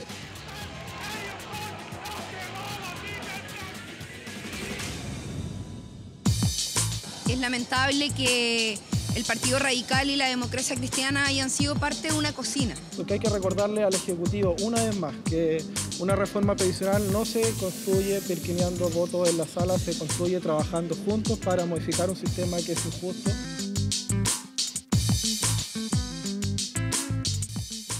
Me alegro, después del rechazo en la comisión, que la sala de la Cámara haya aprobado por una inmensa mayoría este proyecto. Lo agradezco. Bueno, ahí veíamos toda la pasión con la que se debatió el tema de las pensiones. Recordemos que primero se había rechazado la idea de legislar en la Comisión de Trabajo, pero luego esto se llevó a la sala, ahí los diputados votaron y finalmente esto se terminó aprobando, esta etapa inicial. Ahora ya se empieza a discutir en el Congreso, pero obviamente generó varios cuestionamientos, algunos de ellos, por ejemplo, ¿qué se va a hacer con ese 4% de cotización adicional? ¿Quién lo va a administrar? ¿Quién se va a hacer cargo? Pero también cuestionamientos políticos a la ADC, dentro de la ADC, ciertas divisiones en la ADC. Está con nosotros el presidente de la Democracia Cristiana, Fuad Chahín, para analizar este tema. Fuad, gracias por estar acá. Muchas gracias, buenos días. Primero, ¿cuál es la evaluación de los daños que finalmente deja esta discusión? Lo digo también porque veíamos ahí a Raúl Soto, presidente de la Comisión de Trabajo, no sé si todavía sigue siendo, porque se ha pedido que se le quite ese cargo en la Comisión de Trabajo.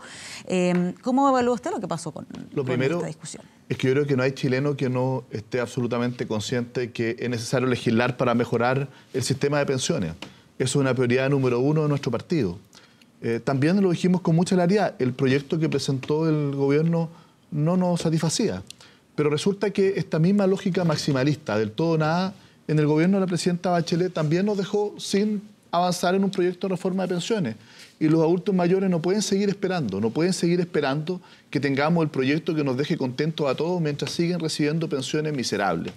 Y por lo tanto, la decisión de la Democracia Cristiana aquí es que avancemos, es que aumentemos todo lo que sea posible en el pilar solidario, que es un 10% ahora, un 40%, ¿no es cierto?, gradualmente, y que además anticipemos su entrada en vigencia. Fue parte de los acuerdos, iba a ser 7 meses después de la publicación, y el compromiso es que va a ser ahora en enero del año 2020, y por lo tanto, eso va a adelantar el que le lleguen efectivamente los beneficios a los más pobres, a los que decimos representar y querer defender desde el Congreso.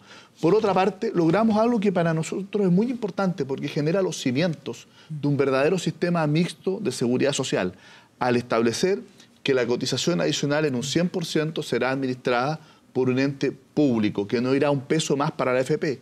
Eso es una derrota ideológica por una parte de la derecha, y hay que decirlo con mucha claridad.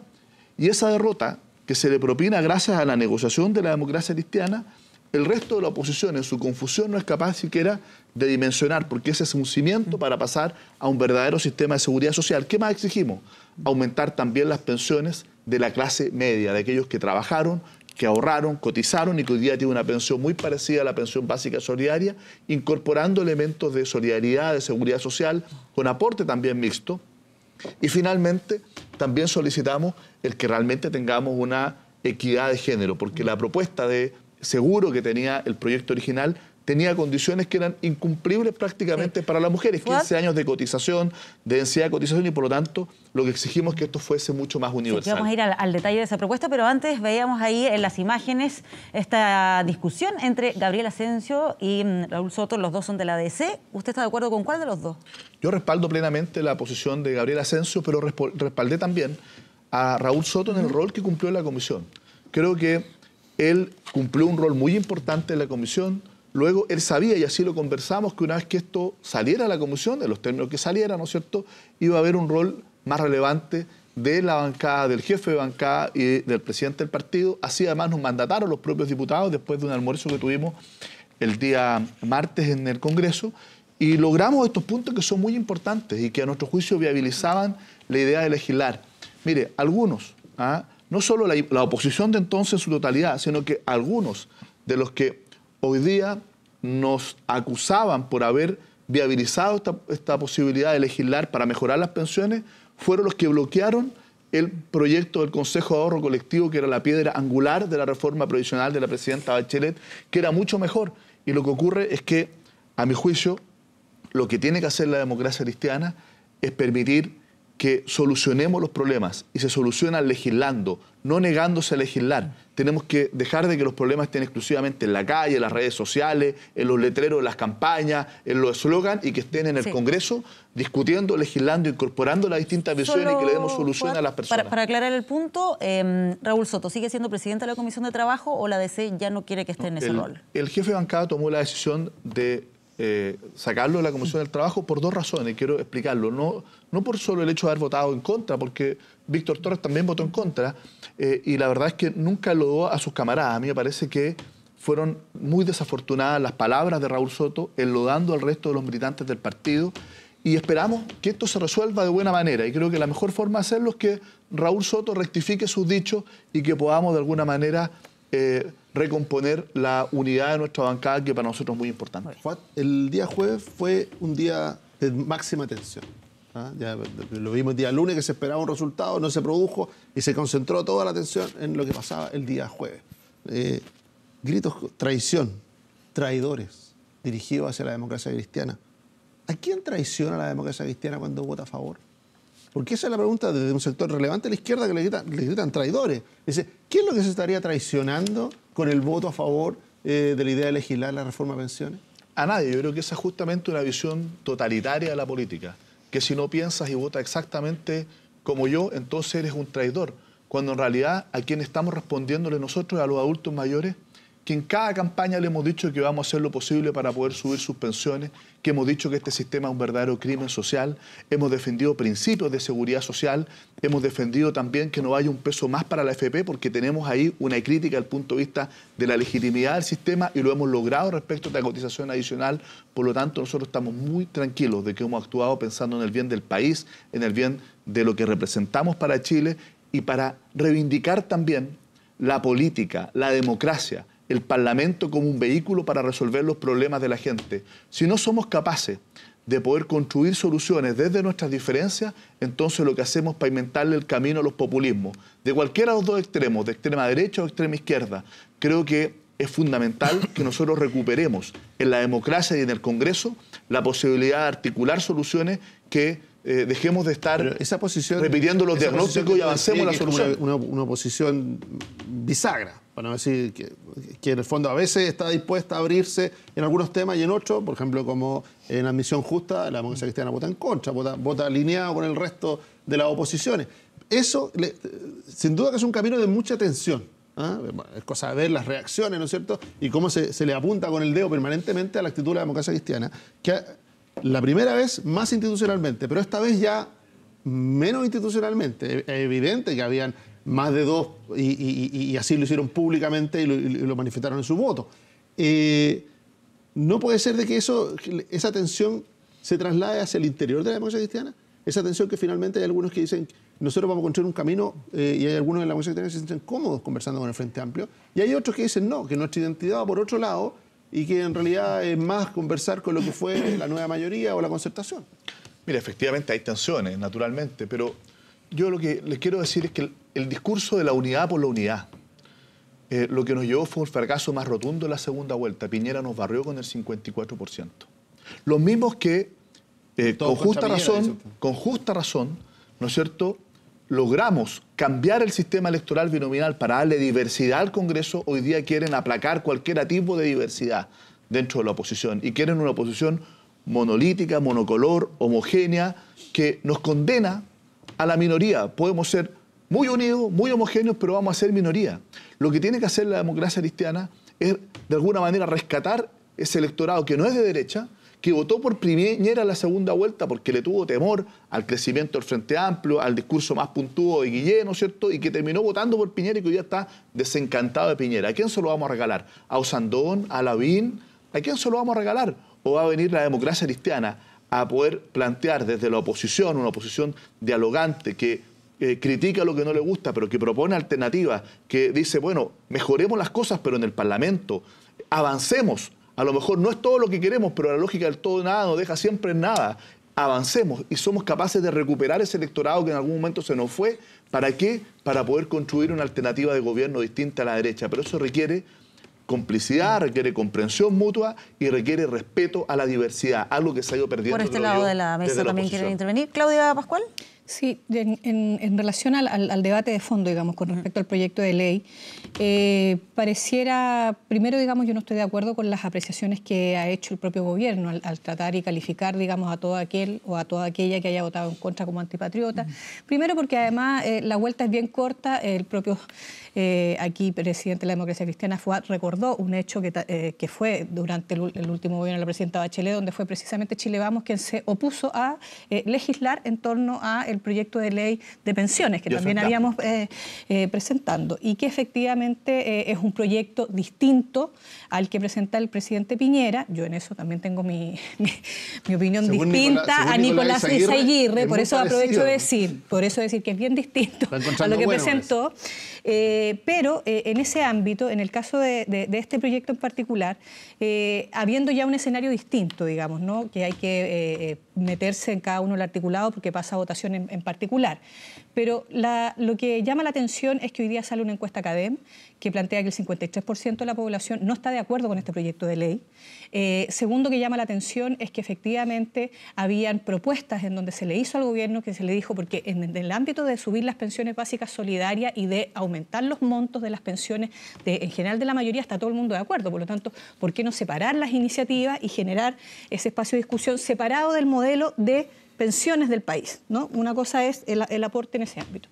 Y por otro lado, efectivamente, con respecto al proyecto de supuesta modificación de nuestro modelo de pensiones, llama la atención además también lo que aparece post-aprobación de la aprobación en general o la idea de legislar, que son las dos maneras de tomar esa votación, donde el 4% de aumento de cotización plantea que sea un ente público, un ministro Larraín que sale diciendo, bueno, pero estamos viendo cómo es, porque en realidad no lo quiero, un ministro Monkever que luego dice, no, sí, mira, va a ser un ente público, con un consejo o institución pública, consejo no es lo mismo que institución pública, que tenga responsabilidad sobre estos fondos, no habla de administración, que fijará criterios, pautas, supervigilará, esto todo entre comillas, y al mismo tiempo podrá requerir la asesoría, obviamente, de expertos o organismos especializados. Okay. Entonces, llama la atención porque efectivamente no hay un cambio a un modelo enteramente mixto, y ahí tengo una diferencia con lo que plantea Fuad en relación a que le falta, para que sea un sistema enteramente mixto, no solo tener el pilar solidario en relación a la pensión básica solidaria y la capitalización individual, sino que dónde está el sistema de ahorro colectivo que permita efectivamente compensar estas situaciones que a nivel individual no se compensan. Pero, Claudia, no solo los criterios de género, digamos, que están... Para conocer bien tu opinión, ese tipo de discusiones ¿se debe dar en el Congreso? Es decir, por lo tanto, ¿está bien que se haya aprobado la idea de legislar para que se pueda dar ese debate? A un sistema en este sentido se tiene que dar en el Congreso. Y lo digo porque es legítimo la postura opinar si se aprueba o no se aprueba en general, y luego cómo se va a votar en términos pero para conocer tu opinión, ¿estaba de acuerdo o no con eso? No hay discusión. Claro, por eso pregunto si estaba o no de acuerdo con eso. Pero no hay discusión de este mismo proyecto, pero tú podrías haber enviado más iniciativas con cambios. Sí, se puede. Mi pregunta es, sí se puede. Es el mismo proyecto, es el que no puede entrar. No puedes hablar de pensiones nunca más. Sobre la idea matriz. Con la idea matriz del proyecto. Sobre ese tema en particular, sobre ciertas asignaciones, no se podría volver a discutir un año después. Es sobre la idea matriz. Yo quiero hacerme cargo de algunas podría haberla cosas. separado entre el aumento de las pensiones básicas solidarias versus el resto del fondo de Claudia, pensiones. mira, tú tienes razón. Fue justamente Chile Vamos quienes en su momento se opusieron a poder avanzar en el Consejo de Ahorro Colectivo, más el Frente Amplio, hay que ser justo. Y el Frente Amplio también votaron en contra. Y hoy día que le pegamos con la misma moneda y seguimos donde mismo, y seguimos sin subir un peso a las pensiones, y seguimos sin cambiar un milímetro este sistema que todos sabemos que es injusto. Yo estoy orgulloso de que sea el presidente de la Asociación de FP el que esté hoy día más en contra de lo que logró la democracia cristiana. Es él el principal hoy día adversario del proyecto, porque si no es posible que no nos dejen administrar este 4%. Bueno, eso es un logro de la democracia cristiana. Cuando hablamos de ente público vamos a ver cómo funciona, eso es parte de la discusión en particular. Pero lo que está claro es que ni un peso más va a ir a la AFP de esa cotización adicional. En el punto de toda la oposición, en la primera carta de los 10 puntos. Pero no lo lograron y nosotros sí logramos efectivamente aquello. Luego, en un punto de la eficacia. Una cosa es que este proyecto tampoco nos gusta completamente. Si yo me preguntaran, ¿está de acuerdo con el proyecto del gobierno? Yo diría también en la academia en contra. Otra cosa es que legislemos para poder mejorarlo y para dar una respuesta. Se ha dicho mucho, ¿por qué no se separó el proyecto? Pero resulta que uno de los argumentos que vimos ahí tenía que ver con lo que supuestamente estaban todos de acuerdo en legislar, que era aumentar el pilar solidario, que son los 10.000 pesos ahora y después 10 y 10 y 10 llegar hasta 40.000, y que logramos nosotros una negociación a lo que no estaba en los 10 puntos de la oposición, adelantar los 7 meses. Y eso creo yo que es muy importante. Bueno, ¿por qué entonces no se aprueba la idea de legislar? Y si quieren votan todo el resto en contra y votan a favor el reajuste de las pensiones para los más vulnerables, pero negarse la idea de legislar, ¿ya? Y negarle la posibilidad de cualquier reajuste a los más vulnerables me parece simplemente complejo. Yo no quiero calificarlo, yo no comparto que se califique antipatriota, están en su legítimo derecho, pero permítame defender de que nosotros no somos traidores por decir queremos que se reajuste ahora y queremos mejorar las cosas. Es que hay un punto que es importante, porque una cosa es que tú digas el gobierno nos obligó, nos puso un pie forzado a tener que aprobar porque están en juego estos 40.000 pesos de aumento del pilar solidario. Y hacerle pagar al gobierno el costo y decir, vamos a tener que aceptarlo porque si no, no vamos a poder aprobarlo en un año. Y estamos obligados. Es distinto ese discurso a qué maravilloso que es el proyecto. Y nadie lo ha dicho. No, un momento. Porque cuando tú empiezas a comprar la tesis de que quien no vota por esto, ¿ya? No vota por los 10.000 pesos para la gente, está jugando el juego de Sebastián Piñera. Entonces, ese es el problema. Aquí, yo creo que aquí hay varios problemas. Primero, concedo absolutamente de que es un avance lo del 4%. Lo concedo. Y más aún, entiendo al presidente de la Asociación de FP, porque esto en 10 años plazo va a significar que sencillamente si esto se institucionaliza, que no está claro, está muy bien esa observación, no está claro, efectivamente lo más lógico, porque es lo que pasa en todos los países, es que sencillamente se traspase todos los fondos para allá. Así que... O se puede elegir. O se puede elegir, que significa que prácticamente el 90%... No, es que el 4 nunca se va a elegir, porque el 4 nunca hace el pool. Claro, no, pero el total. En el fondo el total. Entonces, pero el problema aquí que hay de fondo es el siguiente, es lo que no está en el proyecto. Nosotros lo que sabemos es que el 2030 la situación de las pensiones en Chile es crítica. Eso lo sabemos. Y no es solo porque el 50% va a recibir la mínima, sino porque todo el sistema de pensiones ha fracasado como modelo. Entonces, cuando no hay... De hecho, un tema fundamental es que nosotros hablamos de un sistema mixto, pero tiene una falsedad. No hay recaudación mixta. O sea, lo que hay es una recaudación que va fundamentalmente a los entes privados. Entonces, cuando uno ve este escenario, lo que dice ya, ok, no hay una solución para esta problemática de fondo. Tú lo dices, además. Entonces, yo te pregunto ¿cuánto falta para el 2030 para que nosotros digamos, no, aprobemos esto por mientras? ¿Ya? Y después vemos, cuando el 2030 está a la vuelta de la esquina en términos de pensiones. Y en segundo lugar, una cosa muy breve, todo esto que tú dices está perfecto desde el punto de vista de la ADC si no fuese porque el mismo diputado Soto va y se alinea con la postura del resto de la oposición. Y eso es una fractura interna que es indiscutible. Sí. ¿Cómo explicar lo que fue... Sí, bueno, en opinión de Fuad Chaín, el modo en que votó y lo que declaró y cómo también debatió el tema ahí en el Congreso el diputado Soto? Yo creo que el punto, quiero responder primero el punto de fondo, que tiene que ver con que es cierto, esto no resuelve definitivamente la situación de las pensiones en Chile hacia el futuro, pero instala dos temas que a nuestro juicio son fundamentales para poder enfrentarlo. Uno, nadie seriamente puede sostener que sin mayor cotización es posible enfrentar exitosamente, ¿no es cierto?, una reforma al sistema de pensiones. Y hoy día hay un aumento que nosotros todavía calificamos de insuficiente y uno de los compromisos es que esto se aumente. Hemos dicho por lo menos llegar al 5,5%. Está de acuerdo la derecha, la izquierda. Estamos todos de acuerdo. Y por eso que era importante, ¿no es cierto?, avanzar, porque si no nos quedamos con el 10, es imposible. Dos, el ente público administrador, porque hay un tema de legitimidad del sistema FP, que tú lo reconoces, me parece bien, esa es una piedra fundamental para avanzar hacia un sistema mixto. O sea, aquí estás colocando dos puntos que son fundamentales, pero además un concepto que se incorporó también en la respuesta del gobierno, de incorporar también solidaridad.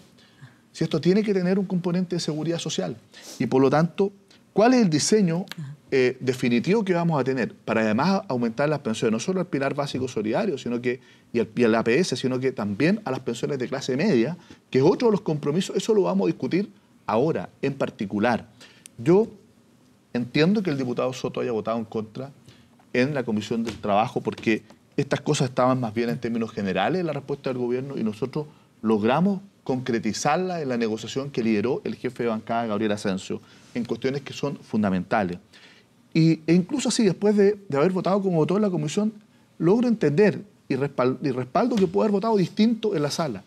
Pero justamente por los argumentos que dio, por la manera en que se expresó respecto de los demás diputados que fueron eficaces en esta negociación. Yo creo que hay que reconocer que aquí la bancada de diputados de la democracia cristiana fue eficaz en lograr puntos relevantes para lo que nosotros aspiramos, para lo que aspiramos el mundo más progresista, lo que tiene que ser un verdadero sistema previsional.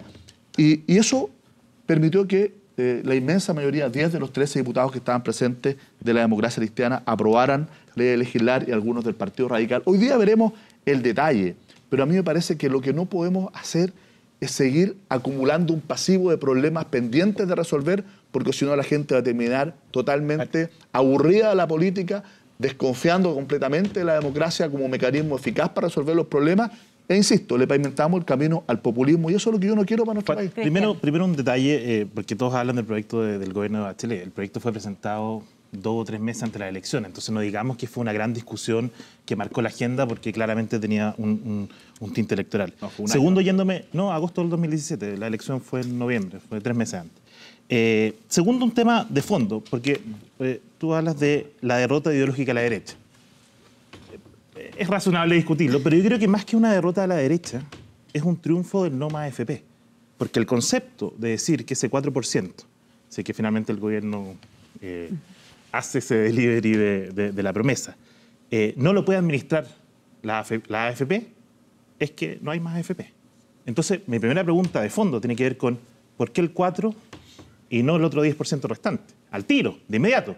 Porque si tú hablas de deslegitimidad del sistema, es porque crees que el sistema de las AFP está funcionando mal, que administran mal los recursos, que no generan la rentabilidad que prometieron y una serie de circunstancias.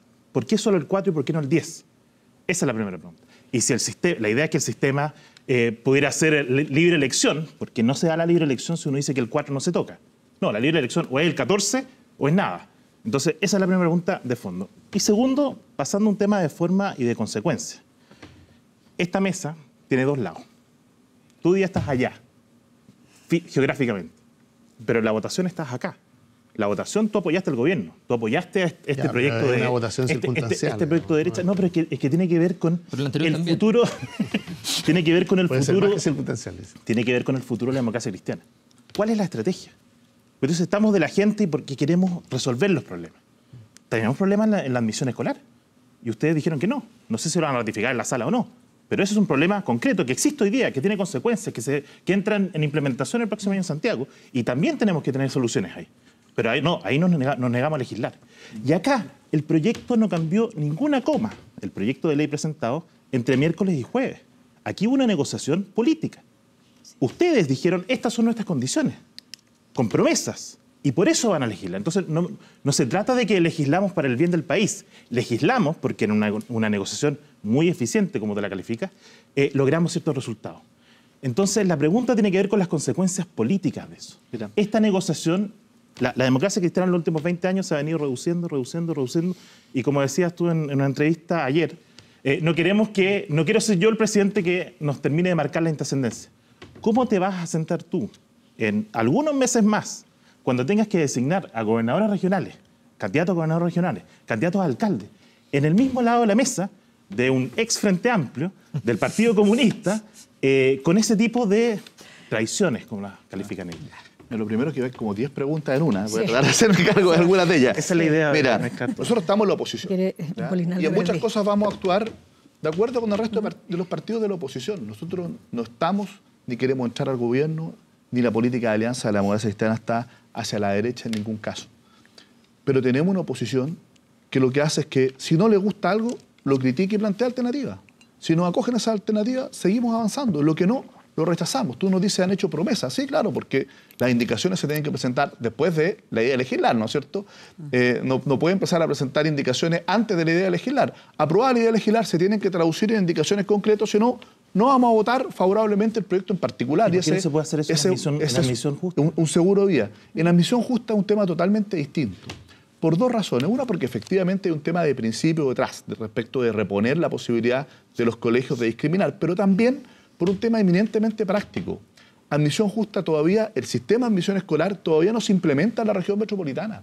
Y es en la región metropolitana donde supuestamente está operando y ha visto los errores, ¿no? Supuestamente en esta región es donde van a aparecer un conjunto de dificultades por la envergadura. Bueno, que es de naturaleza distinta a la región metropolitana a todo el resto. ¿Por qué no implementamos el sistema de admisión escolar en la región metropolitana si efectivamente hay un conjunto de complejidades como los que se anuncian que se van a producir? Bueno, los corregimos porque pueden aparecer otros también. No vamos a estar corrigiendo permanentemente el sistema de admisión escolar.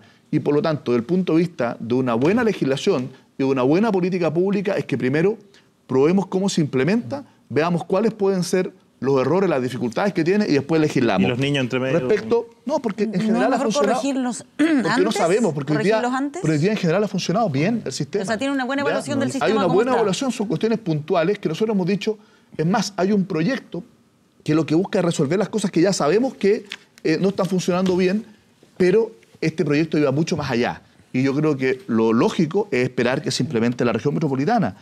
Y por eso que, no por un tema de uno sí, uno no, sino que porque en esto estamos convencidos y estamos de acuerdo con el resto de la oposición y hemos demostrado, perdónenme, carácter y personalidad para votar de acuerdo a nuestras convicciones y no como nos pautean otros. Si hay crítica el próximo año al sistema acá en la región metropolitana, la DC podría apoyar el cambio y no votar como este año. Hay que mejorarla. Ahora, lo que les puedo señalar respecto de la política de alianza es cierto. Tenemos un problema y tenemos que llegar a un nivel importante de pragmatismo en las elecciones de alcalde y gobernadores regionales, porque cambiamos en buena hora el sistema binominal para que el Congreso fuera más diverso, pero en los cargos uninominales como la de alcalde no hay segunda vuelta y en los cargos de gobernadores regionales tenemos la segunda vuelta con un umbral muy bajo y te obliga a construir una unidad artificial desde el punto de vista electoral. Y eso hace compleja la convivencia. ¿Cuál es el límite para la democracia cristiana de esa convivencia artificial? No, pero ¿hasta dónde llega la convivencia artificial? ¿El Partido Comunista? Hay distintas cosas. Primero, lo que nosotros hemos dicho en nuestra política de alianza no está hacia la derecha. Nosotros creemos que la elección de concejales, así como las listas parlamentarias, donde tiene que darse total y absoluta convergencia política, programática, y tendremos que competir con el resto, ¿no es cierto?, en listas donde ahí se refleje la identidad, la visión, pero en los cargos uninominales a nosotros nos gustaría, ¿ya? Y eso es algo que tendremos que conversar con los presidentes de partidos, tener el derecho a competir y que democráticamente compitamos y definamos quiénes son los mejores nombres para poder... ¿A cuántas regiones aspira la oposición? Vía primaria, por cierto. ¿Pero ahí la desea acompañada o sola? ¿En qué cosa? En las elecciones, en lo que se viene, en los cargos donde pueden ir en pactos. No, pues nosotros queremos ir acompañados en los pactos, por cierto, pero que nuestros pactos, que las elecciones de concejales, la que viene... ¿Hasta el PC acompañado? No. Nosotros nunca hemos ido con el PC... ¿A dónde está el límite? Nunca hemos ido con el PC en la lista de concejales. No, pero la lista de gobernadores regionales... Sí, pero las parlamentarias sí, pero yo creo que esa es una una realidad. Ahora que no, cambió para eso siempre. cambiaría, ya no más con el PC. ¿Por qué no la derecha? Cambió para siempre. ¿Qué significa cambió para siempre? No, porque tenemos hoy día un sistema que es mucho más amplio, que además ya nació un nuevo referente que es el Frente Amplio y que va a tener sus listas. El Partido Comunista ya ha definido que para la próxima elección su política de alianza es con el PRO de Marco Enrique Ominami y con la Federación Regionalista, y por lo tanto está claro que ahí está la política de alianza. Y nosotros, obviamente, que los primeros que vamos a mirar es a nuestros socios históricos. Más allá de la frase histórica de que nosotros no estamos con la derecha, ¿por qué no la derecha? Pensemos que hoy día el llamado... No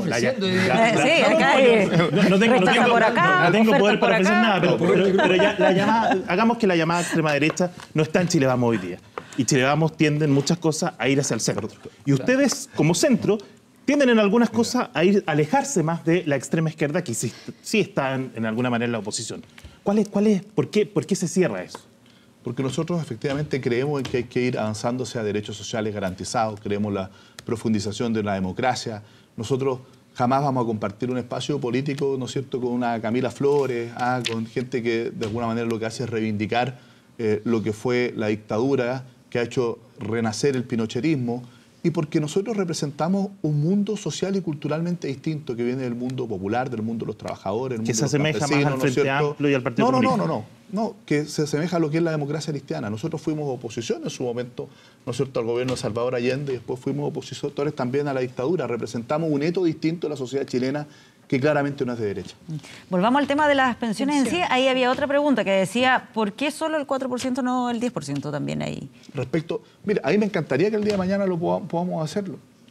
Pero lo que a mí me parece es que lo que hay que hacer, no solo ver quién administra, y por eso es que este ente público además tiene que tener conceptos distintos. ¿Cómo va a invertir? En más largo plazo va a mejorar la rentabilidad. Como parte de esa cotización también nos permite ir hacia universalizar, por ejemplo, un mínimo, una pensión mínimo universal. Bueno, eso es parte del debate que tenemos que hacer hoy día. Tiene que tener una lógica distinta. No puede ser de mera capitalización individual. Y por otro lado, no podemos olvidarnos de la AFP, que van a seguir administrando el 10% y por lo tanto tenemos que terminar con los conflictos de interés, tenemos que generar mucho más transparencia, tenemos que generar más participación de los afiliados, tenemos que terminar con ámbitos de opacidad, como por ejemplo la definición de las comisiones de intermediación. O sea, hay mucho que hacer todavía en este proyecto para poder regular el sistema de AFP que va a seguir administrando el 10%. Hoy día lo que hemos permitido con esto es que se abra la puerta para poder discutir esto en el Congreso, para poder regular de mejor manera la AFP, para poder seguir avanzando en un sistema de mejor seguridad social, que es lo que nosotros esperamos. ¿Por qué? Porque la gente lo que quiere es que le aumentemos las pensiones, y no solo el 2030, sino que hoy día. Alberto Mayor. Yo creo que el tema de fondo es que cuando uno ve el tema de las pensiones, no se está analizando más la estructura de poder que significan las AFP. Estamos hablando de que la AFP se maneja 3 veces el presupuesto de la nación, y son solo 6. ¿Ya? Estamos hablando de que entonces cada una en promedio tiene la mitad del presupuesto de la nación. ¿Ya? Estamos hablando entonces de que se maneja una cantidad enorme de dinero que solo puede ir a aquellas empresas que son AFPables. Definición que se establece con una oscuridad enorme. Nosotros hablamos de la oscuridad de la nominación de los presidentes de la Corte Suprema. Sí, pero... ¿Lo fija la ley? Sí, pero a ver, un momento. Cuando hablamos de la Corte Suprema decimos, oye, qué oscuridad respecto a cómo se nomina. ¿Y cómo se llegó a determinar que esta empresa sí y esta empresa no? Los criterios los fija la ley. Sí, los criterios los fija la ley. Está lleno de empresas que tienen los mismos criterios y no son AFPables. Ha sido intervenida 3 veces la ley respecto de abrir la posibilidad de inversión en distintas cosas. O sea, la ley no prohíbe, por ejemplo, que el sistema tiene muchos problemas, pero la ley no prohíbe, no, sí lo tiene. La ley no prohíbe, por ejemplo, que en Chile la AFP financien casinos. No hay ningún problema. Y nos parece que los casinos no necesariamente son beneficiosos. Pero para eso tenemos hoy día la oportunidad de legislar. Pero es que, a ver, van a entrar esos temas. Va a entrar el tema, por ejemplo, de que la legislación del sistema financiero establece que toda persona que administra fondos no puede... Escucha, ve qué empresa está dentro de... No, pero estoy casi seguro que no. Bueno, te vas a equivocar. Hasta ahora que te equivocado eres tú, Alberto. Entonces, mira, lo que yo quiero decir es muy simple. Es que aquí hay varias cosas que hay que regular. Los ejecutivos de la AFP están invirtiendo en instrumentos distintos a la AFP. Y resulta que se supone que quien administra un fondo tiene la obligación de invertir en el mismo fondo que administra, porque se supone que está haciendo lo mejor posible para que esa inversión funcione. Eso está regulado por la legislación. Comparten riesgo. ¿Ya? Bueno, Eso tenemos que, se investiga, alguien lo supervisa, alguien lo supervigila, la superintendencia hace algo al respecto, no lo hace. Entonces necesitamos mucho más de lo que se está haciendo. Mira, termino diciendo solamente, dejo esos dos temas, hay muchos más. Lo que te puedo decir es una cosa a favor de la ADC. Hay una cosa que no se le puede criticar en consistencia, y es que ha sido oposición ya durante 3 gobiernos consecutivos, incluyendo en el que tenía el ministro del Interior. Así que... Pero mira, hablando seriamente, yo tengo una historia más personal en esta materia. Recordemos que levantó la acusación, o sea, la comisión investigadora por la fusión trucha de la AFP, que hoy día soy demandante de la nulidad de derecho público, esa operación que le costó $500 millones al fisco de Chile, fui yo como diputado en ese momento, quien como abogado después, representando a cotizantes, obtuvo un fallo histórico para que la AFP, defendidas por la Superintendencia de Pensiones, estuvieran obligadas a entregar el detalle, ¿no es cierto?, de los movimientos de las cuentas que no lo estaban entregando. Y por lo tanto, para poder lograr que al menos los afiliados puedan saber si efectivamente el valor cuota de su fondo está bien calculado o no. Y lo ganamos en la Corte de Apelaciones a la superintendencia que defendía a la AFP. Entonces, en esta materia, creo que tenemos autoridad moral y conocimiento profundo de cuáles son las opacidades, cuáles son los vicios que tiene el sistema, y por lo mismo creo que era tan urgente empezar a legislar. Era tan importante colocarle el cascabel al gato, era tan importante que esta cotización adicional no se la pasáramos a la AFP. Yo estoy orgulloso de lo que lograron los diputados de la democracia cristiana, que hoy día los más molestos con esto son los dueños de la AFP, expresándose a través del presidente de la Asociación de AFP. Lamentablemente ha existido una poca comprensión, porque muchos de nuestros aliados, de nuestros amigos de la oposición, cuando no votamos como ellos, simplemente no lo toleran. No lo toleran. Y eso a mí me parece que es una visión que lo único que hace es generar un espacio cada vez más reducido para poder construir una alternativa a la derecha. Nos quedan algunos minutos en... Solo clarificar dos cosas. Uno, que yo creo que aquí no hay un tema de totalitarismo ni de obligación de votar a todo el mundo.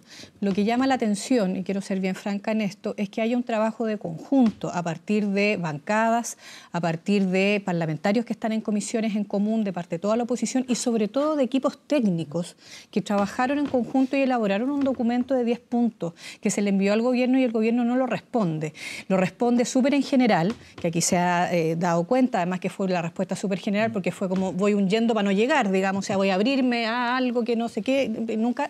Pero el tema de fondo es que, insisto, ya hay un escenario instalado, efectivamente, yo creo que se pueden seguir haciendo análisis del por qué sí, por qué no, si se votaba sí o no, pero claramente hay un escenario instalado con respecto a una idea ahora en términos particulares de ir revisando punto por punto. Entonces, ¿cuál es el compromiso que asumimos todos y todas con la ciudadanía de que efectivamente no solo no haya un peso más a las AFP, sino que además se puedan introducir otros elementos, digamos, en el sistema de pensiones? Insisto, el ahorro colectivo tiene una necesidad real hoy día para... Quedan algunos minutos. Para generar, disculpa Patricia, pero para generar también un debate que tenga que ver no solo con una apuesta a aumento de las pensiones tan a largo plazo como también la tiene este proyecto de ley en particular. Lo que me queda claro es que aquí quieren sacar las castañas con la mano del gato, porque resulta que votan en contra de la idea de legislar, y dicen, bueno, y que la ADC pague el costo, lo acusamos de todo y después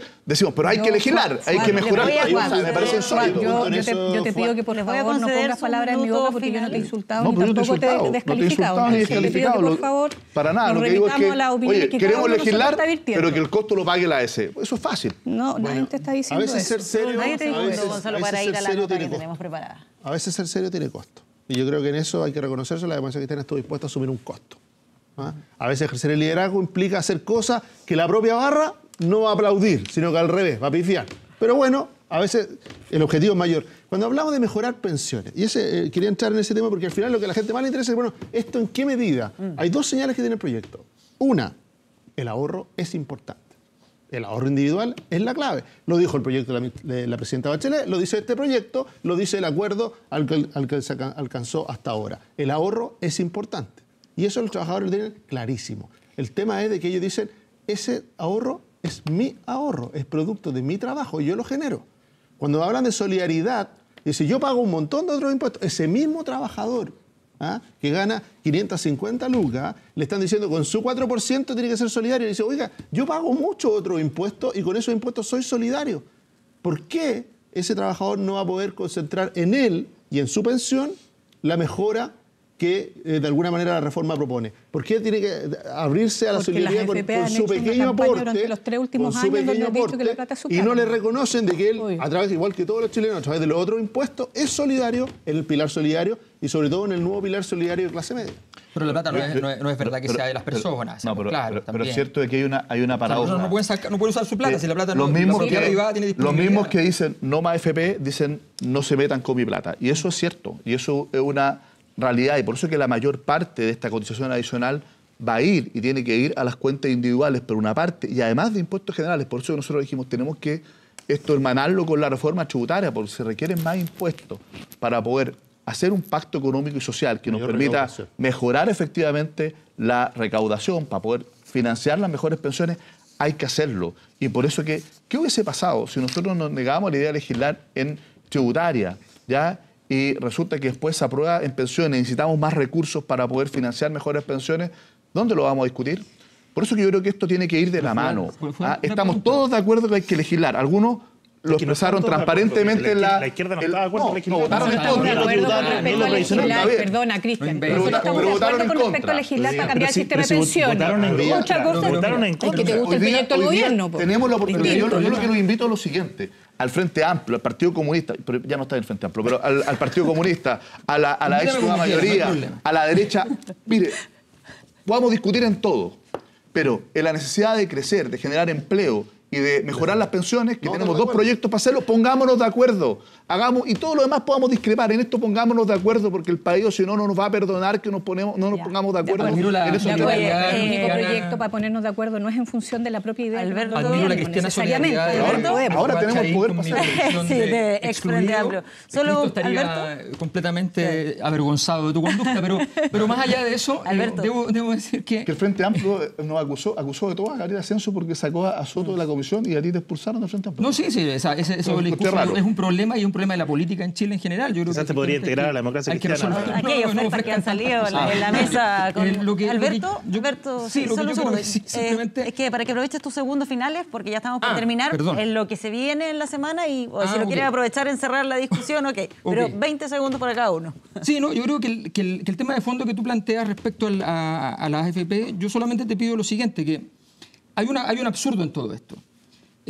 Hoy día la rentabilidad está siendo discreta, 4 o 5%, y eso que no se descuenta, nota al pie, la plata que uno pone para pagar la comisión, la inversión, entre comillas, que uno hace para poder pagar la comisión, para que se trabaje este dinero. ¿Ya? Si se descontara no sería casi nada. Bueno, dicho eso, resulta que tenemos empresas como, por ejemplo, las empresas eléctricas que sabemos que tienen una utilidad garantizada del 10%. ¿Ya? ¿Cómo va a ser posible que en un país tengas las empresas privadas garantizado el 10%, de acuerdo a las licitaciones establecidas con el gobierno, y las pensiones estén al 4%? O sea, ¿cómo será posible que tú no puedas decir, bueno, ¿sabes qué? Todas las que están garantizadas, hagamos que los fondos de pensiones vayan más para allá, por ejemplo? Lo que se viene para esta semana. Sí, yo creo que esta semana vamos a conocer un poco más en detalle la propuesta del gobierno respecto de este ente público misterioso que va a resolver esto. Yo espero al menos que ojalá haya una apertura hacia una mayor libertad, a que las personas puedan elegir. Si tiene que haber un ente estatal, Banco Estado, AFP estatal, que compita con las otras, me parece bien, pero yo creo que debemos defender que no haya doble comisión y que no quede alojado todo en un ente público, burocrático, que se gaste la plata en operadores políticos y no en las pensiones de las personas. Gonzalo. Yo esperaría que esta semana, que fue dominada por un ambiente tóxico en lo político, muy de trinchera, muy descalificador, yo creo que lo que se produjo el día jueves abre la esperanza de que haya un aire un poquito más nuevo, un poquito más limpio y recuperemos la capacidad de debatir desde la diferencia, pero sin olvidar algo que es clave. La diferencia no exime a los políticos, no exime a los congresistas de tener que construir en común, porque al final Chile es uno solo para todos. Entonces esperamos que esta semana que vuelve legislativa siga un ambiente distinto y dejemos la toxicidad de lado. Claudia Pascual, ¿qué es lo que se viene para esta semana? Yo creo que, bueno, obviamente lo que se viene tiene que ver con seguir debatiendo los contenidos específicos de los proyectos de ley, no solo lo que tiene que ver con la votación de administración justa, sino que los otros que hemos estado conversando acá, como pensiones. Creo que ese debate además tiene que ser no solo a partir del Parlamento, indudablemente las leyes se votan en el Parlamento, que es toda la legitimidad, pero también tiene que darse una escucha mucho más profunda a las organizaciones sociales, a las organizaciones de trabajadores y trabajadoras, en el caso también de pensiones. Y creo también que en los próximos días, y va a ser mucho más largo que solo las próximas semanas, se tiene que empezar a dar una discusión en relación a que la política no puede ser tan pragmática. Yo lo digo porque creo que efectivamente tiene que haber una cuota de pragmatismo, pero también tiene que haber una cuota de respetar los propios proyectos, las propias ideas que cada uno presenta para el conjunto de la ciudadanía, porque efectivamente no se pueden hacer señas y gestos de trabajos conjuntos y después no llevarlos a cabo. Les quiero dar las gracias por habernos acompañado, por la pasión que colocaron en este debate. Un tema apasionante. Así es, y a todos también quienes nos vieron y quienes nos escucharon por Radio Duna. Próximo domingo vuelve Matías del Río. Que estén muy bien. Chao, chao. ¿El presidente no sería otro tren?